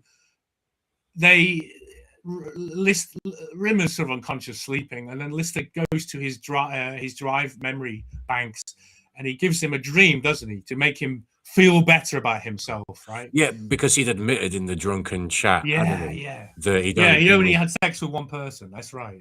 Yeah, so kind of feeling sorry for him a little bit and showing some compassion there. Like, given that Rimmer pisses him off a lot, it was coming from a place of compassion, wasn't it? So he decides to give him a dream of him with Lisa Yates, his girlfriend, his old girlfriend. And then they wake up. And Rimmer feels fantastic, right? He just feels great because he's got this sort of. Hang on, that comes later. The earlier on they wake up, and the mystery is set up first, isn't it? The mystery is set up that they go. No, that all comes later. So they come back from the moon, the fried egg chutney sandwich, or whatever. Then they wake up, and then Lister discovers that he'd been doing a jigsaw. Someone's completed the jigsaw. Cat has a broken foot. Lister has a broken foot. There's 4 pages out of the diary. Even Holly says, "Who's been messing with my astro navigation charts? They've moved, such a distance in a time frame that isn't consistent with how long they think they've been unconscious." And the idea is somehow they've lost 4 days. That's what it comes down to. And then Cat says, "Oh, did you look behind the fridge?" Stuff like that, right? Yeah, I remember, yeah. So there's a little funny moment where, like, Rimmer goes, they're all like, what's the explanation? And Rimmer goes, "Aliens!" And he sort of makes this thing up where he says, this is how they communicate. So he sort of says, so they broke your leg. They broke the cat's leg. Oh, yeah. It hurts like hell. They did it below the knee. Hello. And they did it twice. So hello to you and all this. It's just brilliant. And then Kat says, "Oh, I'd hate to be around these guys when they're making a speech." You know, that kind of. Yeah, that's just an example of the writing at the time. Yeah, it's just fantastic. And that stuff all sets up then what actually happened, and then they go into that Lister gives Rimmer the memory, and he becomes a changed man. He's like enjoying life, and he feels confident and feels great. Yeah, I'm in love. It feels great to be in love. Have you never been in love? And then, as you say, they start to compare notes, and Rimmer finds out that they were both in the same place at the same time. And then Lister has to. Same hotel, wasn't it? Same hotel. Yeah. And he says he had sex with her 6 times. And he's like, glad it's just as well you were there, Lister, because I'm glad someone could, keep a shift up, do another shift for me because I was exhausted, right? That kind of stuff, right? Yeah. And then it all comes out. So, yeah, but I mean, like I said, it's identical really to the episode Clues. But start TNG. But then again, I mean, they borrowed from each other as well. I mean, you could argue that Better Than Life kind of borrows the holodeck idea, sort of Matrix and that kind of alternative. This feels real, but it's not real. So I think, so that's quite noticed. 1991, yeah. Yeah, the Red Dwarf came first. But yeah, there's a lot of borrowing between the two, it seems. So the writers of TNG were probably Red Dwarf fans as well. So, Yeah, it doesn't surprise me. It doesn't surprise me, especially that both of the programs have been so significant to me for them to be kind of intertwined. But at least sci-fi with similar stories in it. But yeah, it's the original. One of my favorite lines actually from this season is the first one in the Crichton episode. Did you you got a chance to see of course. It? Yeah, of course, yeah. So obviously in this new season we're introduced to a new character, Crichton, the mechanoid that they. It's the first episode of the season. The very first episode. His ship has crashed, and he had a human crew. Emphasis on the had, but he doesn't realize apparently that they're not there anymore. So basically, he invites Lister, Cat, and Rimmer over, and apparently to meet a crew of three women, and of course they're looking forward to this. They get in there and they walk in, and becomes quickly apparent that these women have been gone for a long time. It's 3 skeletons sat at the table, and but it's a funny line where the Crichton goes to get a coffee, and then he comes back, and they say to him, "They're all dead," and he's like, "Well, how? I've only been gone 2 minutes." And it's just it's just the quality of the writing, man. Seriously, it's hilarious. Yeah, that's a big laugh, isn't it? Yeah. I really like that moment there as well. I mean, Crichton obviously is built to serve, so even if they died, the crew, the 3 were dead, he's overlooking that and just carrying with his programming. And they're literally skeletons, aren't they? There's 3 skeletons even. Skeletons, and Lister and Rimmer says they're dead, and Crichton says, "Are you sure? Are you a doctor?" And we know we can see the skeletons, and then Rimmer says, "There's one way to test this: hands up if you're alive." And they put their hands up, and the skeletons obviously don't. But Crichton's trying to encourage them to put their hands up. Do you remember that bit where he's like, "Come on, waving at them to put their hands up"? It's so sweet, He's just oblivious to the fact that they're actually dead. It's so funny. But that's a great episode. Yeah, that's a good episode. And I think having Crichton. I mean, I know we've said before about really when there's no other characters, it's better because it's kind of like the claustrophobicness of the situation. But I think having Crichton works okay. It's he's got a lot of cool lines over the coming seasons. It's a different actor, interestingly, but that's just an aside. It's just that makes sense. I didn't not even the same actor. Yeah, Robert Llewellyn plays Crichton later on. This is David Ross, I think his name is. He wasn't available. They were going to keep him on, but he wasn't available at the time, so they got David Llewellyn. And David Llewellyn, I think, works really well anyway. He's great. David Llewellyn's hilarious. I wish he probably wishes he'd been available now that Red Dwarf got so popular. But yeah. But yes, okay. So just the ending of Thanks for the Memory. Yeah, it just shows you then, doesn't it, that how they how they got there. That's the end. It ends with the beginning, doesn't it? It's like one of those like sort of cyclical episodes where it ends with the Lister finishing the jigsaw puzzle and going to sleep. I think they look the black box. Basically, the last 15 minutes of the episode is them looking through the black box, isn't it? Because that recorded everything, and they broke their feet because they'd gone down to the surface of the breathable atmosphere. No, it wasn't breathable, but it dropped. And they dug a grave for Rimmer on his death day, and it was marked. Yeah, one of the mysteries was who's Lisa Yates, because they go down to the planetoid to investigate what happened, and they see, you won't believe this, but Lisa Yates used to go out of her because they'd had their memory wiped, hadn't they? That was the whole thing. Yeah, Rimmer had insisted they all wipe their memory because it's so embarrassing, and and it's just a really great, well-written episode. Yeah, man, this is the first 2 seasons of Red Dwarf are, especially if you like your sci-fi, they're just so well written. There's obviously other episodes later on, but the first 2 seasons is just chock full of stuff. And then the stasis leak as well in this season. Stasis leak. That was another. Again, Crichton seems to follow that 15 minutes. Where they set it all up, and then the story sort of takes place with Crichton on board. And the story of Crichton is that Lister tries to make him break his programming, doesn't it? Finally, he rebels against Rimmer, who's taking control of him to do all his chores. And Stasis Leak is the same. It begins in black and white, doesn't it? If you remember, because it begins in black and white because it's to show you that it's like in the past. I'm trying to remember the first. What is the first scene? The black and white scene. Well, it's Rimmer and Lister. It's that bit where Lister has given Rimmer a load of psychedelic mushrooms. Yeah. And he's been called up to Captain Hollister. How did I forget that? Yeah. How did I forget that? Yes, of course. Yeah. No, that's. And Lister admits that he sort of Rimmer says. He made me a breakfast of 2 eggs, sausages, bacon, and a large portion of mushrooms. And then Hollister says, "Is that true?" And Lister says, "No, it was only 1 egg." But it turns out he spiked him with psychedelic mushrooms, so he hallucinates, and he's done all these things. They end up punished to punishment detail, which means painting the ship.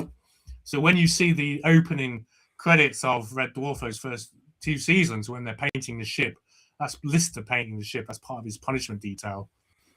Yeah. Which is what the punishment was to paint the ship. Yeah, man. As it shows, it was quite funny because you just could see the relationship between Captain Hollister and Lister is just kind of like it's more casual, and they've just both hated Rimmer so much. Yeah. And Lister, Lister's pretty kind of low-level subordinate, but he's trying to be. He's respectful, but he's insubordinate rather. Yeah. Whereas Rimmer is kind of tries to be subordinate, but basically he's offensive and rude. He is sentenced to 8 weeks punishment detail PD, as Hollister says. He's blissfully unaware of what he did. He lacks the self-awareness to understand why he's getting 8 weeks and Lister only gets 2 weeks. So it goes on that episode where Lister is going into Kachansky's going through her diary, and he goes through Rimmer's diary, doesn't he? And he sort of says that the episode he reads the episode of Rimmer seeing himself coming back through the he believes it's a hallucination. It's through the table, yeah. And he reads through Rimmer's diary, and he says that the hallucination, the Rimmer that come to see him, had told him there's a stasis leak on floor 16. So then they go down to investigate. They go down to floor 16 of Red Dwarf.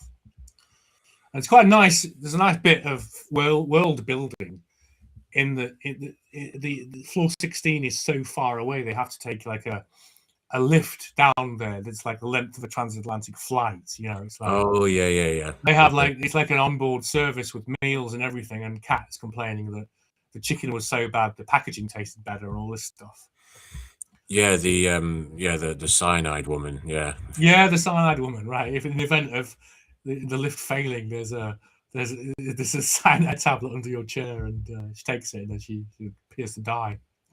But yeah, I mean, I love that. It's what, like 2,560 floors down.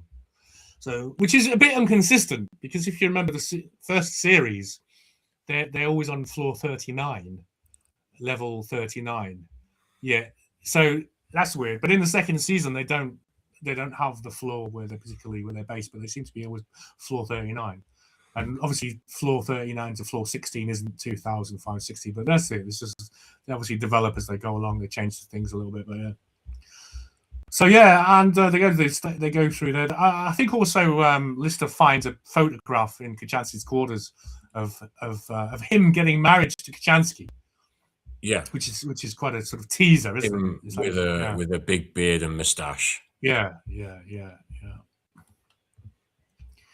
So yeah, I mean, there's some sort of typical sort of jokes. Like Lister decides he wants to actually go back through the stasis leak and stay with Kachansky, and it turns out it's only 3 weeks before the ship is destroyed, and he's decided he'd rather spend 3 weeks with Kachansky than continue to live alone, in space, marooned in space, 3 million years for Earth and such. And there's a little joke where Rimmer sort of says, doesn't it give you like a lump in your throat that you're going to leave me? And then Rimmer says, of course not. The only lump you're thinking about is in your trousers, that kind of stuff, right? But you definitely you'd do the same as Lister. You'd have to, I think. Oh yeah, do you think so? That's really, because I always sort of thought Lister was the winner because he was still alive. I was always thinking, for me, it was like Lister's the ultimate winner because he's the last human being alive, and it's like, he's the tip of human evolution in his way. He's still alive. He's the ultimate winner. That's how I sort of read that. Well, I mean, he is quite literally the luckiest person alive in that situation. Yeah. Or luckiest human probably alive, anyway, put it that way. Because he's there are supposed to be no other people around, are there? There's only, even in the Red Dwarf universe, the only things are simulants and robots and androids. They don't really meet any other humans, do they? There's no other. Oh, what's the other thing? Yeah, they're all sort of genetically engineered human creatures made. Even the Gelfs are sort of genetically engineered race made by humans that went out into the cosmos and such, right? So they never actually meet any sort of alien. Everything they meet and encounter, the polymorph and all that stuff, is something that's made by humans. It's quite weird. So they don't really meet any, as far as I remember, they don't meet any actual aliens the whole time, right? Yeah, I can't recall it. I can't recall, like, not that they sort of like communicate with, or there's I can't really recall. No, they usually, well, it's kind of like we said before, after the second season, or like you said before, it kind of in the second season gets into a bit of like a competition to see what kind of more weird alien they can be up against rather than some. Yeah, but they're not aliens. They're always genetically invented creatures, and they always explain that it's something that was made, a robot or something that was made by humans and has gone out into the, into the cosmos. Weird. But as for aliens from their own, developed from their own star system as such, that doesn't exist in the whole thing. Weirdly.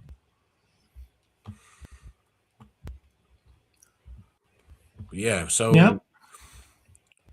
yeah. I mean, I think we didn't. The only one we didn't talk about in terms of episodes was Queeg. Well, hang on. I mean, yeah. So, I mean, there's some funny stuff though, isn't there, in Stasis Leak, for instance, right? Okay. So, yeah. So you go over. Do you remember the episode? Do you want to talk a bit about what happens afterwards? I was trying to remember. I remember them finding him and Kat. They find their way to the hotel room, isn't it? And they're too late, and they end up just nicking a bottle of champagne at the end, and that's kind of how it sort of finishes off. Well, there's more to it than that. I mean, what actually happens? When they go to the hotel room, now Tony Hawk's plays an intelligent suitcase. Tony Hawk's, I think we mentioned him last week. He's in a lot of the episodes. He plays the lisping vending machine. He's in Better Than Life. He's the host in Better Than Life, if you remember, right? the game host. Yeah, I remember him. Yeah. Yeah, the game show host. Yeah, I remember him now. No, he's not a game show host. He's the host of the experience. He's sorry, well, the game host. He sort of like he escorts them through the experience. He's Tony Hawk. He plays it like a game show host as such, isn't it? But yeah, no, I forgot his name was Tony Hawks. Yeah. Yeah, I mean he was big in the 90s. You know, he's like he was always everyone on BBC and all that. He was on all the sort of the quiz. Yeah, he was on shows the main comedies. Yeah. Yeah. Yeah, so what happens is, so they find out, they go back in time, they go back to the Status League. Lister wants to know, why has he must be getting married to Kachansky. He tries to ask where Kachansky is. She's on shore leave, on a planet leave. So they go to the hotel, and it's that point when Lister thinks, hang on, that isn't me. It's me in the picture, but I'm not the one. It's the guy next to her that she's marrying. So he's all heartbroken, and Kachansky says, "Oh, well, why don't you come in and meet my husband?" And Lister's all dejected, thinks, well, why do I want to, And she offers him a screwdriver, so I'd rather have a hammer to smash my head in, because he's all heartbroken. And then it turns out that the guy she's marrying is Lister. It's actually but he has a beard and a mustache, and he's from 5 years in the future. And there's this great little moment which just fucking cracks me up, where Lister explains who he is, that I'm you, but I'm from 5 years in the future. And then there's that classic split screen 80s, 90s special effects where they split the film in two, and they can have the same actor on both different sides of the film, and it's stitched together, right? You know that? You know what I'm talking about, right? And so there's that moment where Kat says, if he's you and you're him, and you're him and I'm him, and he's no, if he's you and you're him, and you're him, and he's him. Am I still me? Who's eating this chicken? I just said he's the chicken leg. I love the Cat. I mean, I love that bit when they go into the stasis leak for the first time and stuff. And then, do you remember this? When I was a kid, I would watch this scene again and again and again and again, and just crack me up. Me and my sister would crack us up. It's that bit where the Cat, when they've gone into the stasis leak, and they're back in time, and the Red Dwarf in the shower, and the Cat turns to Lister and says, "What is it?" And they try and explain what it is, right? It's a hole in the fabric of space-time continuum. So he turns to him and says, "What is it?" And they say, "It's it's like they go through different explanations." And what is it? And finally, Lister says, "I think it's a magic door." Well, why didn't you say so? It's like that's the only explanation that Cat can accept, is it's a magic door. You got to keep it simple. You got to keep it simple for it. But they had a similar one. It was in the White Hole episode where he was asking, "What is it?" Slightly different kind of joke, but they sort of wrote it in later on with that episode as well. Yeah, it was. It's an orange swirly thing in space. That's the one. Is that the one where Lister pots the pool, plays pool, pots the planets? That, I think, is it. Yeah. That's pretty funny. That's pretty good. After about 8 beers. Yeah, that's true. Yeah. And he does it as a trick shot, doesn't he? Yeah, that's really funny. Played for and got. That is a kick-ass episode, actually. That's a really good episode. The later one. I don't know if that's season 4 or 5. I think it's 4. Yeah. I think it's 4. That's funny. Yeah. So because they're experiencing lots of space-time anomalies, aren't they, and stuff like that, Yeah, and that's the great thing about. What's the great thing about Crichton's character? Kind of like the sort of understated way that like these little anomalies would happen, and he'd just be like, curious. Or like on the stasis leak one, where they find the stasis leak for the first time, and he's just sort of like prodding it, isn't he, with his arm, and he's just sort of going, interesting. I feel like that's kind of how I would react to these things. I'd like to think that I just sort of approach, if I found a stasis leak, I would approach it with just kind of like calm curiosity. So they go back to the hotel, and it turns out it's him from 5 years in the future. And and that was always a nice thing about Red Dwarf, is that he had some hope, didn't he? He's like, Lister had that grain of hope that, because it's in the first season he's having 2 children. So he's like, he's not quite, there's something that's going to happen. And the thing is, it turns out that was a bit of a letdown as well, wasn't it? That it turns out that he becomes pregnant because of the female Lister in the alternative dimension. and they happen to be in their dimension. So he's the one who becomes pregnant. Which I don't know what happened to the children in that. What happened to the two, Bexley and Jim? What happened to the kids? What happened to his children? I don't remember. Yeah. So anyway, that was that. But similarly, you always thought they'd always put this in early in the season that there's an arc, there's a mysterious arc for him to follow. Something's going to happen, and with Red Dwarf season 2, there was always that hope that he's going to get back with Kachansky, and you always thought, there's something's going to happen, and of course we went through the seasons, and that never happened. We got Kachansky, but it was a shit Kachansky, wasn't it? It was the shit Kachansky we get, the badly written Kachansky who likes Jane Austen and horse riding. The one with awful. Completely different personality. Yeah, really bad. Just wrong in so many ways. I mean, it could be that thing where Doug Naylor couldn't write for women. He just didn't. I don't want to have a go at him, but I mean, you just don't know, do you? He's just often it's hard for men to write a convincing female character, to be honest. Yeah, no, I can understand that. I don't think when in my writing days, if I even really tried to write any, it was always male characters, to be honest. Yeah. So that's basically one of the top episodes. What did we started? We talked about. What did we start with? We started with Crichton. We talked about that. Next episode was Better Than Life. Which is fun. Better Than Life, again, they do that thing where they spend 15 minutes setting up the episode and everything pays off. So if you remember in Better Than Life, let me just it works because they've slowed down to change the course to go back to Earth, and because they're slowed down, then the mail pod catches up with them, so they get all this mail suddenly, right? Yeah. So there's the stuff about the tax demand, right? So that pays off at the end. You remember that, yeah? I remember that he owes X amount of money. I can't remember what the amount of money is. Yeah. But it was for Rimmer though. It wasn't. It was Rimmer. And then but he's in the end. There's a death of there's Rimmer. He gets the letter that his dad's died, right? Yeah. So that he can't read his writing right. Yeah. So Lister's trying to read. He says, "I regret to inform you." Do you remember it? Yeah. Regret to inform you that your father is dead. And Lister is like, "What? Of course your father is dead. I can't read this writing."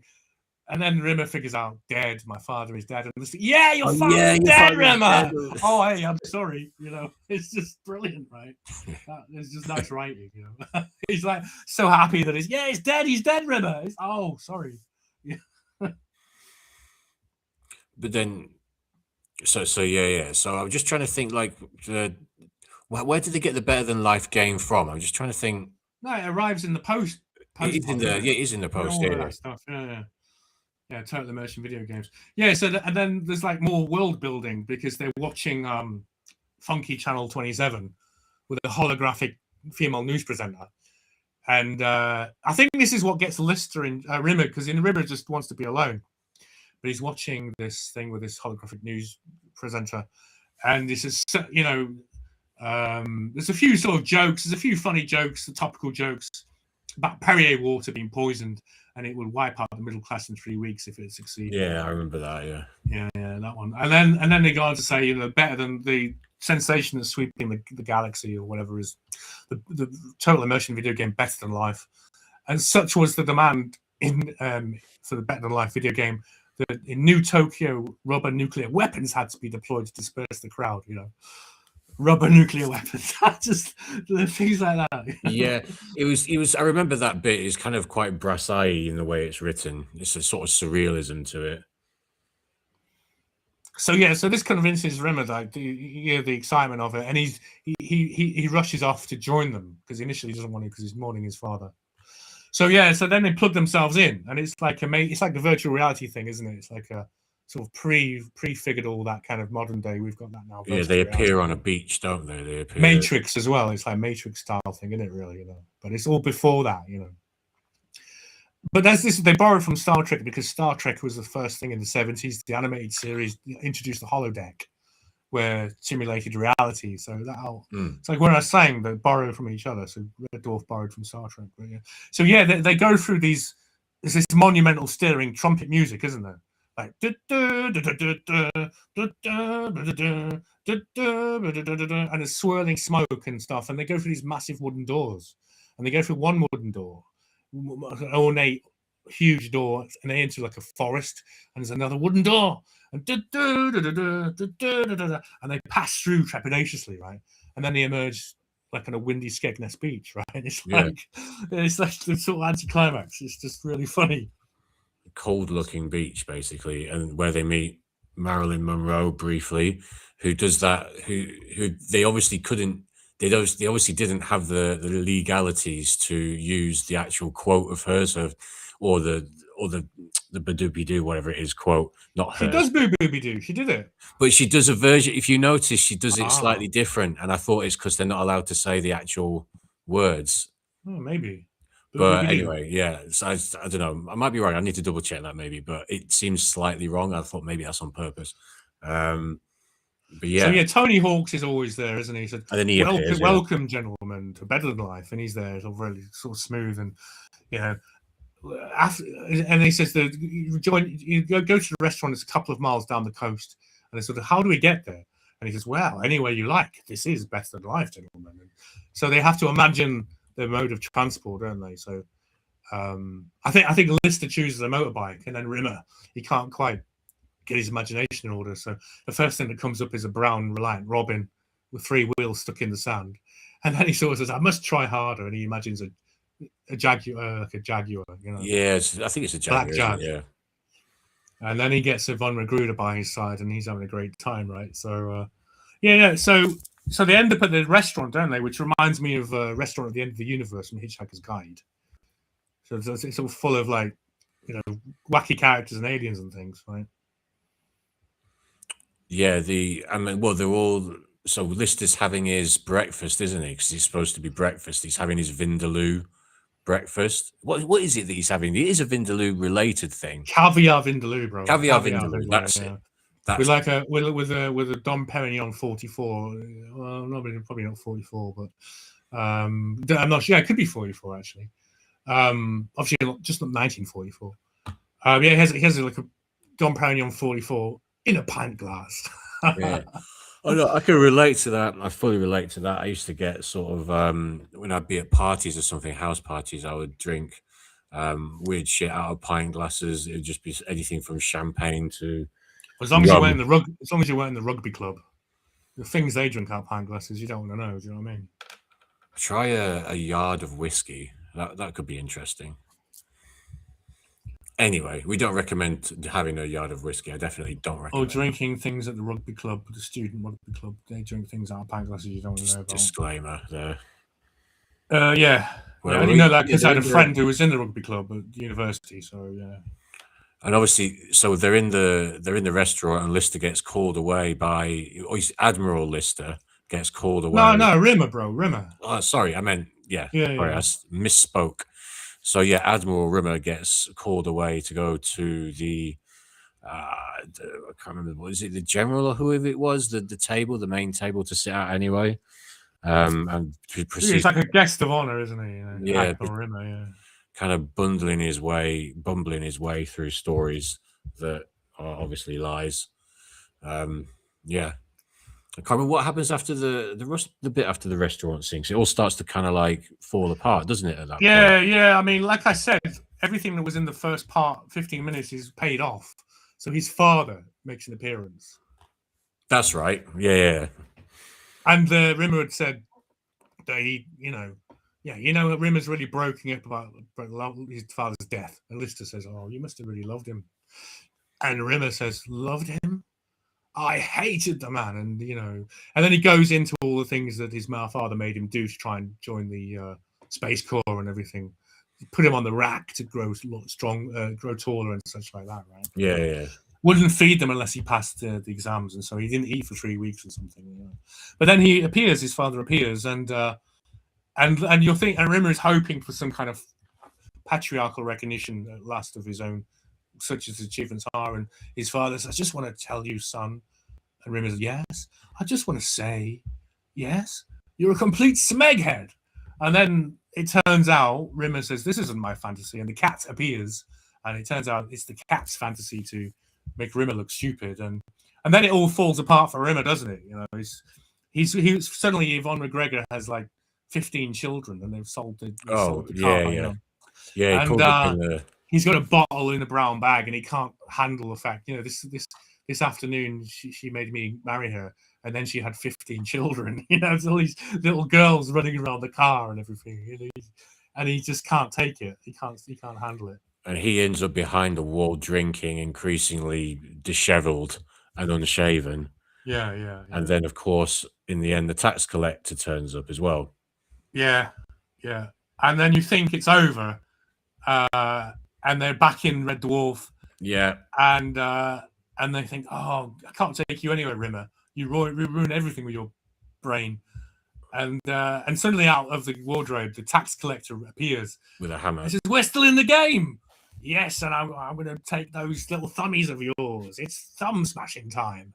And then he smashes just as the game ends, just as the hammer comes down on Rimmer's thumb. But we get the nice sound effect. Cuts to credits, yeah. We get the nice knuckle cracking sound effect, don't we? If you remember, just as it closes. So that takes us. We did Stasis League. That takes us. And we talked about Thanks for the Memory. I don't care about Parallel Universe, to be honest. I don't like it. But we got Queeg then. So we finished with Queeg, which was the fifth episode. Yeah. So this is basically just Holly being a bit bored, isn't it? And mischievous. Yeah. And I think Holly feels a little bit disrespected in this episode at various points. Well, he nearly gets Lister killed. So there's that moment where the hologram's misfunctioning and Rimmer starts doing impersonations of other crew members because his disc is being corrupted and he starts being... Because he does the voices. So Rimmer's that's how he came into fame, is by Spitting Image and other things like that, where he's a good mimic and, good, he does voices well. So he records the audiobooks where he does all the voices as well. Did you know that? He said that again. The Red Dwarf audiobooks, they're all recorded, and Rimmer reads. Chris Barry reads them with the voices of, with mimicking Lister, mimicking Holly, mimicking, and he does that in this episode because his data disk is corrupt and he starts copying everything that they're saying. So I remember. Yeah, he's copies Cat and then jumping around as Cat and that. Yeah, and then of course Holly tells Lister he has to connect two leads that have come loose, and it turns out that he nearly kills Lister by giving him the wrong advice. It's the white. Was it the white one or something? Yeah. And then, I definitely meant that one. So then they start complaining, and then Queeg appears. Do you want to tell us a bit more? So Queeg appears. He's kind of like the ship's backup computer. Queeg appears as the ship's backup computer, doesn't he? And he's just sort of like, obviously almost like the opposite of Holly in a sense, sort of like being like super aggressive about things, and starts having them doing all sorts of things, exercises and whatnot around the ships, just like really sort of like working them hard and stuff, isn't he? And sort of demotes Holly to night watchman. Yeah. So Holly's kind of sauntering around. Who goes there, friend or foe? It's so funny he does that, doesn't he? He's got like a flat cap on. Yeah, he's got a flat cap on. Didn't he have a torch? Does he have a torch? Something like that. Yeah. Who goes there? They're so pleased to see Holly because they're under this sort of military. Basically, they're back in the kind of the regulation rules that they would have to live under. They have to work for their food and everything. So they're happy to see Holly. They're trying to find a way how we can get back in charge. Yeah, because Queeg's waking them up at like 5 a.m. in the morning, getting them to exercise straight away, work all day. And he's just sort of running them into the ground. So initially, Rimmer's like, he makes Rimmer do exercises until he passes out. And Rimmer would sort of says, "Oh, you see, me and Holly, we had this understanding." And then Lister's just loving it and laughing at Rimmer doing the exercises. Well, work that flab. And then Lister finds out the cat can't get any food out of the vending machines. And then Lister says, "Hey, Queeg, what's going on?" And the cat can't get any food, and he said there's no food until they work. Yeah. And Lister goes, "Well, me and Holly had this understanding." He repeats the words Rimmer used, but it turns out that they have to work scrubbing the decks and such, you know. Yeah, and so basically, when they basically beg Holly to come back, basically realizing sort of how nice he was to them, which later on we'll say later on, but Holly sums it up nicely at the end of the episode. Yeah, and so like he comes back, he pops back on and challenges Queeg to have total control of the ship over one game of chess. So whoever wins the game of chess assumes total command of the ship. Yeah, I mean, Holly is reluctant to play chess. Holly, sorry, yeah, I should say. Yeah. He challenges him. He challenges him open-endedly, doesn't he, to a game of something? Yeah. It could be anything you want, anything in the world. Tiddlywinks, Connect Yeah. 4, yeah. Well, yeah. So you like a bit of chess, then, do you? Queeg insists on chess, doesn't he? Yeah. So then it becomes, well, seemingly anyway, it becomes fairly apparent that Holly's not really very well versed in chess, and so yeah, they start to play, don't they? And they're going backwards and forwards, and then eventually, Queeg checkmates him, sucker. And yeah. Well, what was the penalty for that? What were they playing for? What was the penalty? To assume control of the ship, and the other. But hang on, but what erased happens forever. if he loses? What happens if? Yeah, he gets erased forever, wasn't it? That was the idea, wasn't it? Yeah. And so he loses, and then what does he sing when he's being? Oh, I'm trying to think. Oh yeah, it's quite moving. I can't remember what he sings. Yeah. God, Yeah. quite funny though. For moving thing, it's just the way. Yeah, very moving, and he fades out and disappears. And was it deleted? Deleted, and that's the end of Holly, right? You know, he's like gone, and they're all really heartbroken. It's like that's it. They're stuck with Queeg forever now. Yeah, and so then he starts to turn it up even more. Queeg, doesn't he? Starts having a go at them. Yeah. And then obviously, Holly reveals himself to have been Queeg all along. And it's like, this is the one where he goes April, May, June, July, August, fool? We're talking Jape of the decade. Yeah, April, May, June, July, fool. Yeah, it's brilliant. It's like, you what? Yeah, I mean, yeah, so basically, and then he sums it up really nicely at the end, doesn't he, Holly? He's sort of like, because, you know, he's like, be glad of what you got, because basically I'm amazing. Or is he awful more amazing? It is amazing, isn't it? Yeah, so it's a good episode, that one. Yeah. I mean, that's one of the episodes. It's in 7 minutes. The setup is quite 7 minutes. I just counted it because I noticed a lot of the episodes they have that 15-minute setup, 15-minute story, but this one is 7 minutes setup where obviously Rimmer's hologram goes wrong, Lister gets nearly killed by Holly, telling him the wrong wire to connect, and then it's straight. Queeg appears like 7-8 minutes in, so that one, yeah, it's a great episode. But yeah, I mean, it's Holly sort of just bored, and I think that's the biggest Holly-centered episode, actually, isn't it? I was going to say, any episode that's centered around Holly so much just can't fail. It's like back in the day when South Park used to do episodes that are centered around Randy Marsh. It's just like, it can never fail. It gets a bit long these days, but back in the day, it was just classic every time. And yeah, if you have a character like Holly, as long as you're not doing it for every episode, obviously, so it's kind of like, it's not getting stale. If you do sort of like sporadic ones where they're centered around him, they're always going to be good. However, they weren't able to do that enough, obviously, because he had to leave. So, well, he chose to leave. He chose to leave because they were skimping him out of money. But then again, you know, he didn't want to attend all of the rehearsals or whatever, or filmings. So they wouldn't pay him if he wasn't there. So, and I suspect he probably wasn't getting paid as much as the other cast because he wasn't always on. He only has a few lines, relatively speaking, to the others. So, you know. Yeah. But yeah, it's too bad. Yeah, but he was busy at the time. He had a series. I think he did a weird series. I Love It, and it was him and a puppet dog played by Henry no, Hughes, who was in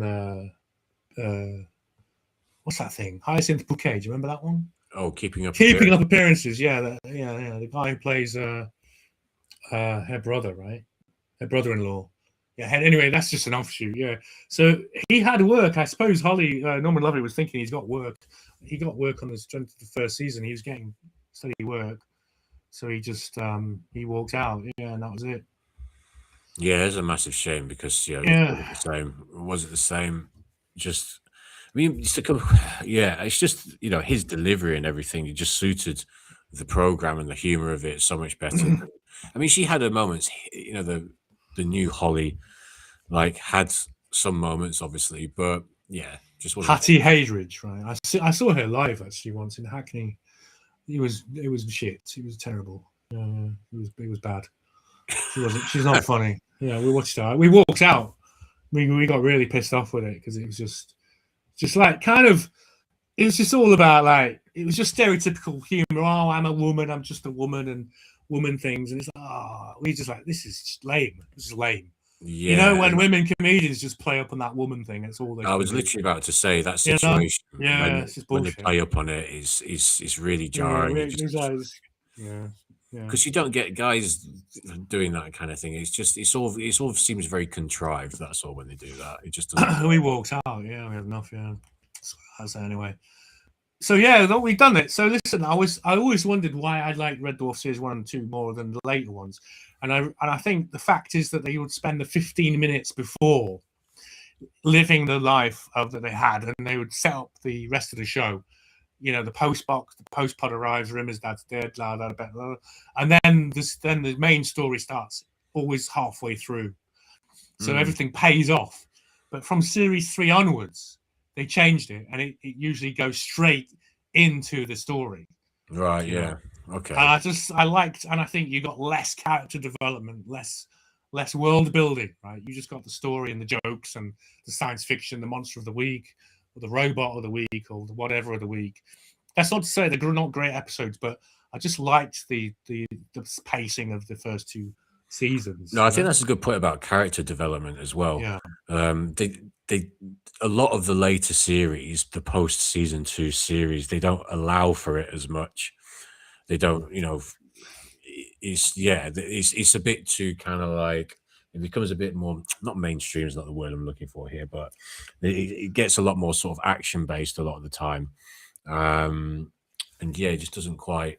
I guess you could argue, though, potentially one character development is Crichton to a degree, because like we mentioned before, Lister is trying to get him to break he's always trying to teach him different ways to break his programming, and different like human emotions that he's got to try and sort of emulate.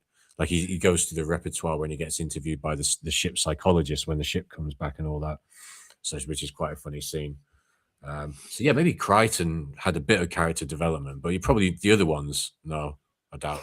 He's like the Commander Data, isn't he? Yeah. He always wants to be human. Oh, he does become human, doesn't he? And he doesn't like it, if you remember. Yes. But there's yeah. But he's always trying to better himself or break his.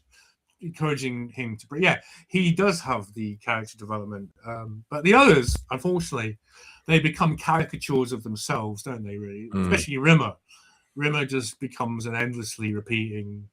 It's only when Ace appears when that makes it more interesting. The Ace Rimmer character. Yeah, that's a pretty good episode. The One Dimension Jump. That's a very good episode, actually. That was season 4, wasn't it? Where's Dole was talking about was asking about that, and I was thinking it was season 4, wasn't it? Was that the Dimension Jump? Was it, or was it 5? Or 5. It's good. It begins with them being young, doesn't it? Rimmer young and being kept back at school and this kind of stuff, and being caught for something, and then it cuts to Ace Rimmer in the alternative dimension, right? And they test out the new. Anyway, we're not going to talk about that because that could be for another show.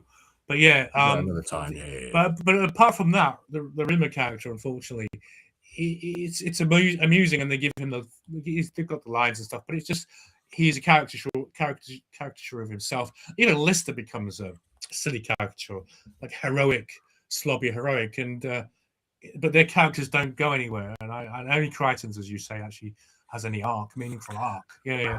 This is just hero of the week, and it's like, you know, I mean, it's great stuff. It's still great, but it's like I liked the nuance and the complexity of the characters in the first 2 seasons, basically.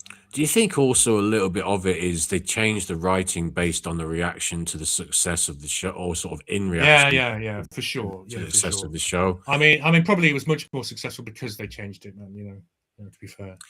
Yeah, actually, that's a fair point. But that, unfortunately, from the sort of the perspective we just laid out, the character development and whatnot, and also the sort of stuff we mentioned earlier about the sort of more claustrophobic nature of the earlier episodes and that side of things. Yeah, that unfortunately suffers. But I guess the direction they went in with it is more. Whoops. Jesus! Oh my God! It's more widely friendly. Sorry about that. Yeah. So I mean, initially the first 2 seasons are more cerebral.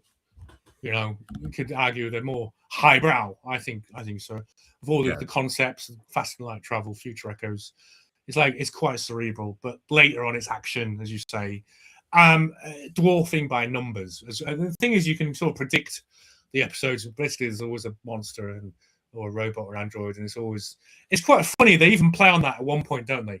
They go down to a planet, and I think it's Legion, the robot, the android, who's trying to keep them there and stuff. And they think they've met this perfect, situation. And when he turns on them, they say, "Oh, can't we meet a creature who's friendly?" And it's always the same thing, isn't it? There's always something trying to kill them or suck their brains out or delete them from history or something. It's always that, right? Yeah.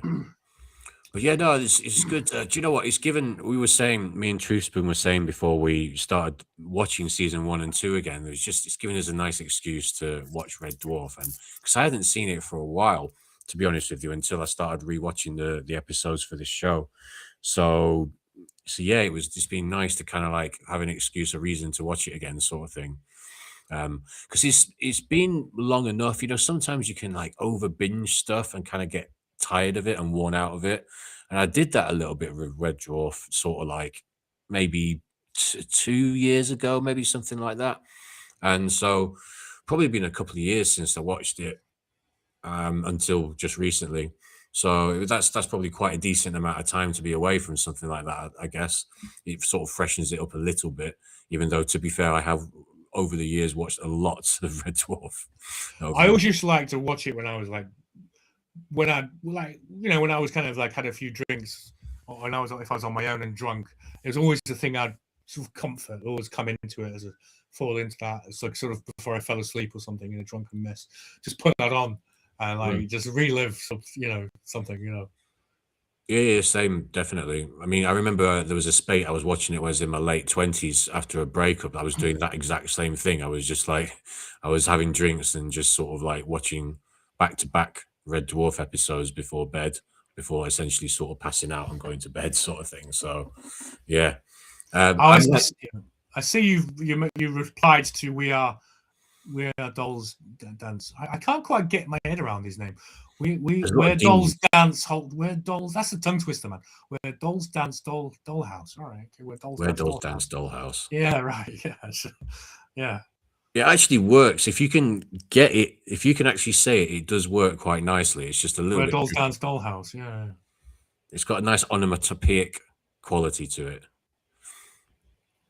So he asked the question: is that where Rimmer meets the brash hero version of himself? Yeah, because he thought that was. I think when we were talking about, I can't remember one of the other episodes. Sorry, I can't remember which one. Dimension Jump. Oh, we were talking about another one. Yeah. I'm not sure which one though. Yeah. No, it's when we were talking about maybe parallel. Oh no, it's when we were talking about parallel universe when we briefly touched upon that. Yeah. He mentioned it then, but no, it was called Dimension Jump. That one. Season 4, episode 5. It's a quality episode for sure. Yeah, it's a great episode. Yeah, it's quite funny. They all fancy Rimmer. They all fancy him. Do you remember that? What a guy! Stupid, isn't it? What a guy. Yeah, that's. Well, yeah, Crichton's a human in that one, isn't he? And he wants to cover himself in tartar slaughter. That's anyway. Never. Oh my god, I can't remember. He's like a ship's doctor or something. Crichton is a human version.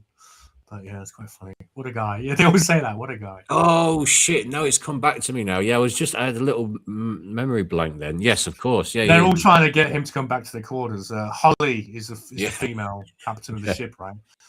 Yeah. All flustered. Yeah. Dead funny. Anyway, so yeah, that's it. Season 2, and then probably next week we'll do season 3.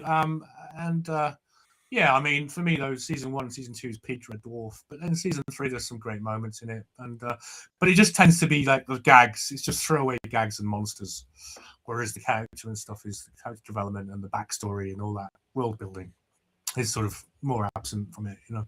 Yeah, you definitely. If people haven't seen Red Dwarf before, just start from the beginning for sure. It's just I know that seems like a sort of logical, but sometimes people look at they watch episodes from other seasons and stuff, but definitely do it from the beginning because those are the best 2 seasons, and then go from there if you want.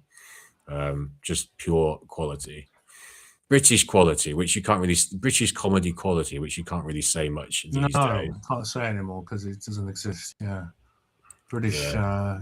Anyway, yeah, we seem to be in the dark ages now, UK culture, and it's just a disaster now. 90s, we were on top of the world. It was awesome being British back in the 90s. It was fantastic. Yeah, I get a lot of. There's a few people I speak to at my gym who are sort of 25 to 28 age range, and all of them have said to me separately.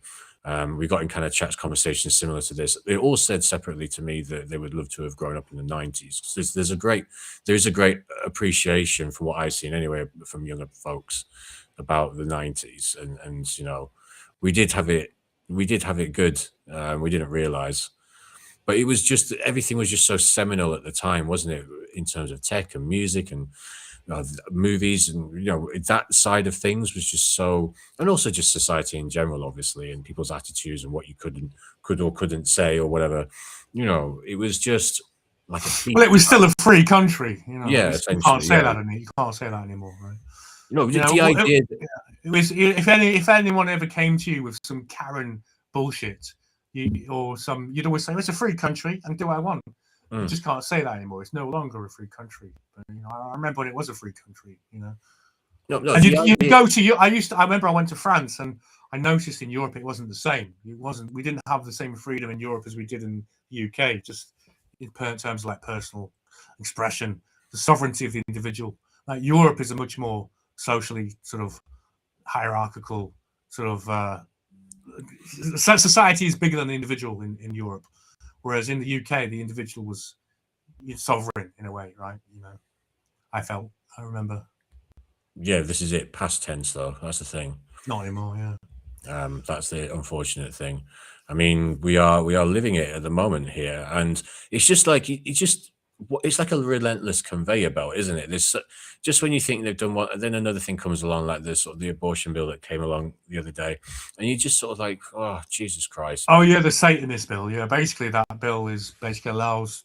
Yeah, the implication of that. Yeah, it is because it means that they were sort of they apparently created this bill for the benefit of mothers who apparently terminated their own child up to childbirth, so that the police wouldn't investigate them.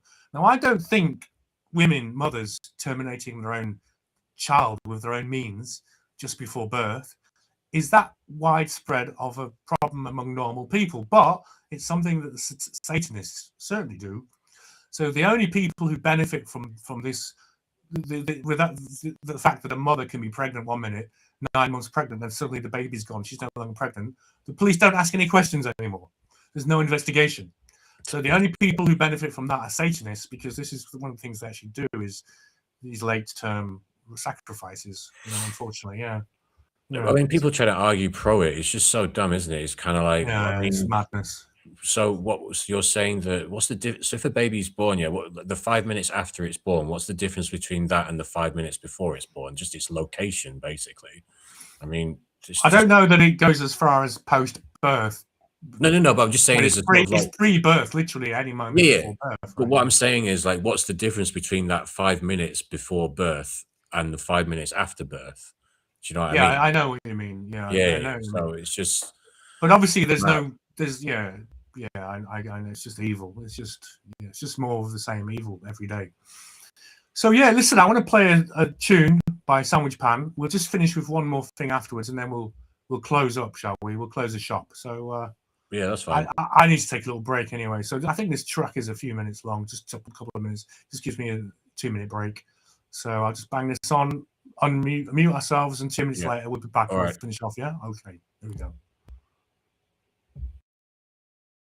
I like drinking tonight at the bar. I like driving around in my car.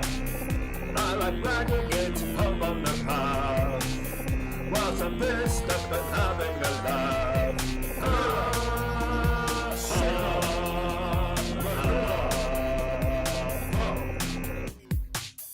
I like driving around at top speed. Whilst I'm mixing me booze and me weed. I like falling it out of my brain on a cocktail of smack and cocaine.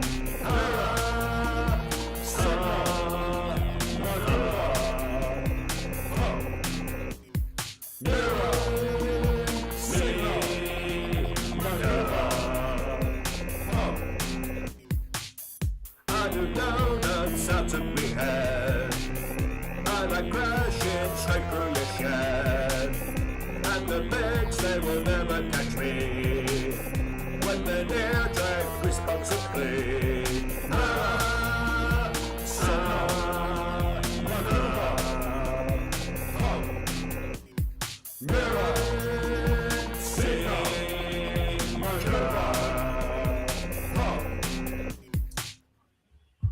All right, that was the fabulous Sandwich Pan. And yeah, I just wanted to finish off the intro video for the show. So I try and do like a few topical clips. So yeah, you know, the Iranians, they sent a missile. Did you see that? It hit the old Temple Mount in Jerusalem. Did you see that? Future Shock, you're muted, mate. Are you there, bro? Here he comes. Anyway, listen, I'll carry on. So, yeah, that was a minute and a half. It was a bit quicker than anticipated. Whoa. So, all right, bro.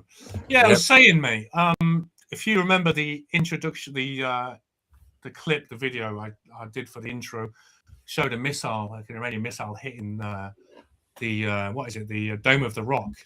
Oh, yeah. Yeah, they fired a missile the other day at Temple Mount in Jerusalem. Yeah, yeah.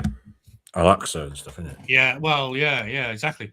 So that was the idea isn't it, that if the mosques are destroyed on the Temple Mount, then the Jews will be able to build the third temple, right?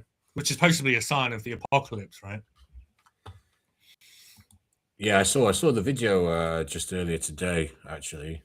The Antichrist and all that stuff, right? Early hours of the morning today, actually, I saw that. Yeah. Yeah, I don't know too much about that kind of apocalyptic story that you mentioned, but I mean, what the hell is going on when they're doing this kind of stuff? It's kind of crazy. So is it supposed to be that some sort of fulfilling of a kind of like a prophetic thing? Well, that's the thing. The Shia, the Twelver Shia Islamics, the Muslims, right? The particular people who are controlling Iran right now, they are apocalyptic. They actually, specifically, the 12 Imam Shia. The 12th Imam is supposed to be still alive. He was like born in like the 8th century, and apparently he's been obscured from history, but he's still alive, and he's going to return in the end times. And the idea is there's a particular group of hardline clerics who are connected to the Haqqani circle school of thought, based in Qom in Iran, and they actually believe that they have to set the scene for the apocalypse. They have to make the Mahdi return by creating conditions on earth so that he will return. But this is a little bit similar to what some of the Zionist Christians believe, isn't it? You heard that some of them think that, you know, if we, you know, I think like George Bush and stuff, if they sort of create these circumstances of the apocalypse, then Jesus will return. I don't know if there's anyone who's in their right mind who believes that. I mean, that we have to make the apocalypse happen so Jesus returns. And also, I don't think any Christian with any sense doesn't necessarily believe Jesus will physically return necessarily. It's Well, I mean, it's a matter of opinion, but the New Jerusalem is supposed to be, when this world is destroyed, we go to the next world, and it's the New Jerusalem, not necessarily building it on Earth and Jesus returning. But who knows? I mean, it's like, listen, always that thing. I could be wrong, but I always say I could be wrong about this. But yeah, so certain branches of Christianity in America, there was the idea that the apocalypse is good because it means Jesus is coming back, and they want. Well, and it's supposed to be happening soon, isn't it? This is what they're saying. I mean, I know people who are sort of in my friendship circle who kind of like got slightly roped into the thinking. I'm told that I'm told by them that Jesus will be returning soon. Christ is returning soon, and it's the end of times and all this kind of stuff. So, well, the thing is, we're in such a effing mess that the only thing that could solve this is God and Jesus intervening. But everything is so corrupt, and the Freemasons and Satanists have got so much power over everything. Even like some people think we're going to have a revolution, we're going to take over. And even revolutions are all part of the hidden hand. They're all staged by the Freemasons anyway. So there's never really been, as far as I know, a spontaneous and uprising of people against their oppressors that wasn't something stage managed and co-opted anyway to transform society. So I think we're in such deep shit with our rulers are so evil that only God can sort this out. To be honest, honestly, I don't know, man. I mean, or if we're put here by a higher intelligence of some kind, they might want to intervene at some point. But yeah, it's pretty peak at the moment. I mean, the power structures the way they are. But the thing is, we live in a very unpredictable time. It's way less predictable now. It's way less easy to predict now what will happen in 10 years than it was 10 years ago for now. So it's hard to make any. This is why I always kind of like, not that I want to labor any kind of point about climate change or anything like that, but this is why I always kind of like shake my head and laugh at these guys, because it's just, man, you're talking about, you have no idea what's going to happen. Honestly, you have no idea what's going to happen in the next sort of like few decades. So how they can be so sort of confident in their proclamations, anyway, that's another story, another time. But yeah, well, yeah, we have no idea what the world is going to look like in 2036, and we've not really been in a moment like that. I mean, you're always able to kind of extrapolate out somewhat, but change could be so fast, so soon. It's quite difficult to predict really where we're going. I think people are, Rupert Lowe and Restore Party. Have you heard of that? Have you heard of him? Oh, of course, yeah. A lot of people are getting really overexcited about him. There's some on YouTube, Andy the Gabby Cabby and a few others. They think we've already won. They're getting so excited. I'm like, mate, we haven't won nothing. We haven't even acting like we've won an election. Nothing's. We've got 3 more years of this. And even then, the chances are by 2029 we'll be at war with Russia, and there won't be elections. It'll be like a war. They suspend the elections during, like they did in World War II. There won't be any elections, so we'll just be stuck with this evil left-wing Labour tyranny, just obviously replacing us and locking us up for complaining about it and such. But anyway, I'm not a black pillar. Don't get me wrong, but yeah, just on the present trajectory, things don't look good. And people are so desperate for any, hopium. They're jumping up and down at Rupert Lowe is going to change everything. They're acting like we've already changed. We're already free. We've already reversed the decline in our, in the ongoing demographic decline and everything else. No, nothing's changed. In fact, so anyway, I think I'm just being pragmatic. I just don't see things getting better through any means really. We just have to look out for ourselves. I think that's, and our family and friends. All we can do is work on ourselves. I don't think we can, because I think most people, unfortunately, they're not engaged in any of this. They're too busy working and watching TV. It's a really small minority of people who actually know what's going on. And the thing is, the public are going to be a dead weight to us anyway. I mean, people still vote Labour and Conservative. Can you believe it? I mean, I even know people who voted Labour, and I'm like, what the hell? You did this. You voted for this. And like, why would you do that? And yet it will continue because I think people are hypnotized. They're in a trance. They don't really. The only thing I would say about not in their right minds, The only thing I would say about Rupert Lowe's party is, I've noticed since its inception, it's gained traction. It's gained quite good traction quite quickly. Yeah. So there is potential there. Yeah. But like you say, it's 3 years to go. It's not, No, you're right, man. I mean, good and fair bad. play. I mean, they've got more members now than Conservative Party. Conservatives, yeah. Yeah. So I mean, having 3 years could actually be a good thing for them to sort of build a bit. But who's going to stop a Muslim? Oh, well, I mean, I don't mean to say that, but in Europe, in Holland, what was it? There's been a few right-wing politicians who were literally just murdered, straight out assassinated by an Islamic terrorist, basically. What's going to protect him from that threat? That's just that's it. That's so easy for them to do that. Whether that's a spontaneous thing from Islamic terrorists or it's something that the establishment concoct. But they're so evil; they'll stop at nothing. They wouldn't stop at assassination of Rupert Lowe. So, no, you know what I mean. There you go. And I mean, they tried to kill Trump 3 or 4, 5 times now, right? So yeah, at the end of the day, they don't care that much. If they want to take someone out, they don't really care that much about what the general public thinks, because they've always it's literally God protected Trump. I believe that. I think he was protected by the hand of God. His head, didn't he? Just at the last minute. Yeah. Incredible. It's weird to think what the different timeline would have been like if that had gone a different way, if it had gone the other way. It'd be messed up, man. It'd be messed. America is now the only hope for the world, really. They're enjoying, but then if the Democrats get in with 20, what is it? 28. Yeah. Is it? Yeah.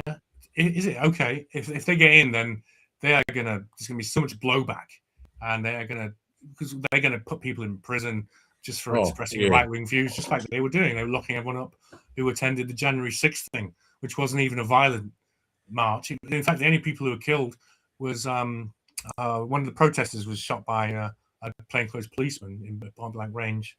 Can't remember her name. Ashley Babbitt. Is that her name? Yeah. And several policemen died, but they died from suicide after, presumably because they were part of some.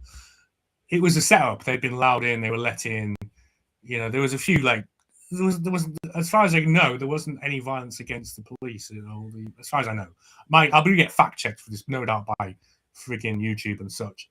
But the violence was Ashley Babbitt was one of the protesters was shot dead by plainclothes policeman, and yet they made out that it was all violence was on the part of the protesters. But they were protesting what they saw as a stolen election. But yeah. And then, of course, the BBC doctored that, didn't they? They edited the clip of Trump to make it look like he was calling for violence, when in fact there was the opposite. They put the two clips together and juxtaposed them, so it made it. In fact, it was the opposite. Evil, man. They didn't want to share. They chose not to share. This is kind of how Tate put it. Let the BBC lie by omission. Yeah. They omitted. They chose to omit the tweet that Trump had put up at the time, calling people for peace, for peaceful protest. Right. They don't want to talk about that. The BBC, man. If only that would be. If he could do that for us, man. He's our only hope now. We're just hoping some kind of trickle down of the freedom the Americans are enjoying now can come to us, but it doesn't seem to be. It seems Starmer's locking us down, and mentally and physically, perhaps. The meningitis outbreak threatening a lockdown again, right, in May. During the elections. Oh, funny that. During the council elections, he's going to lock us down. Yeah. I mean, the numbers are pathetic. I mean, it's not.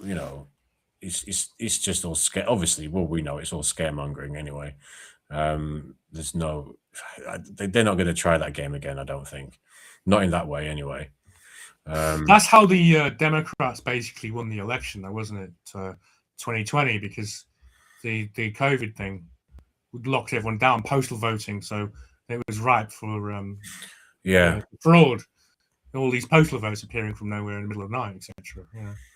I still don't understand, how they can't just. How can they not be able to figure out an online way of voting? No. No. I mean, that's ripe for. Obviously, that can be corrupted as well. I mean, anything like that, right? The only way to do it is to attend in person with ID and prove who you are. Have you seen that Nick, the guy who exposed the Somalians in Minnesota? Nick, remember that guy? See that guy? the Somalian stuff. What's his name? Don't know. Sorry. No, you ain't paying attention to the Somalian stuff in America. All the fraud they've been doing. The Oh, daycare, yeah. the luring center. Nick. No, I saw that. Is it Nick? What's his name? That kid. I can't remember his name. Nick Shorter, is it?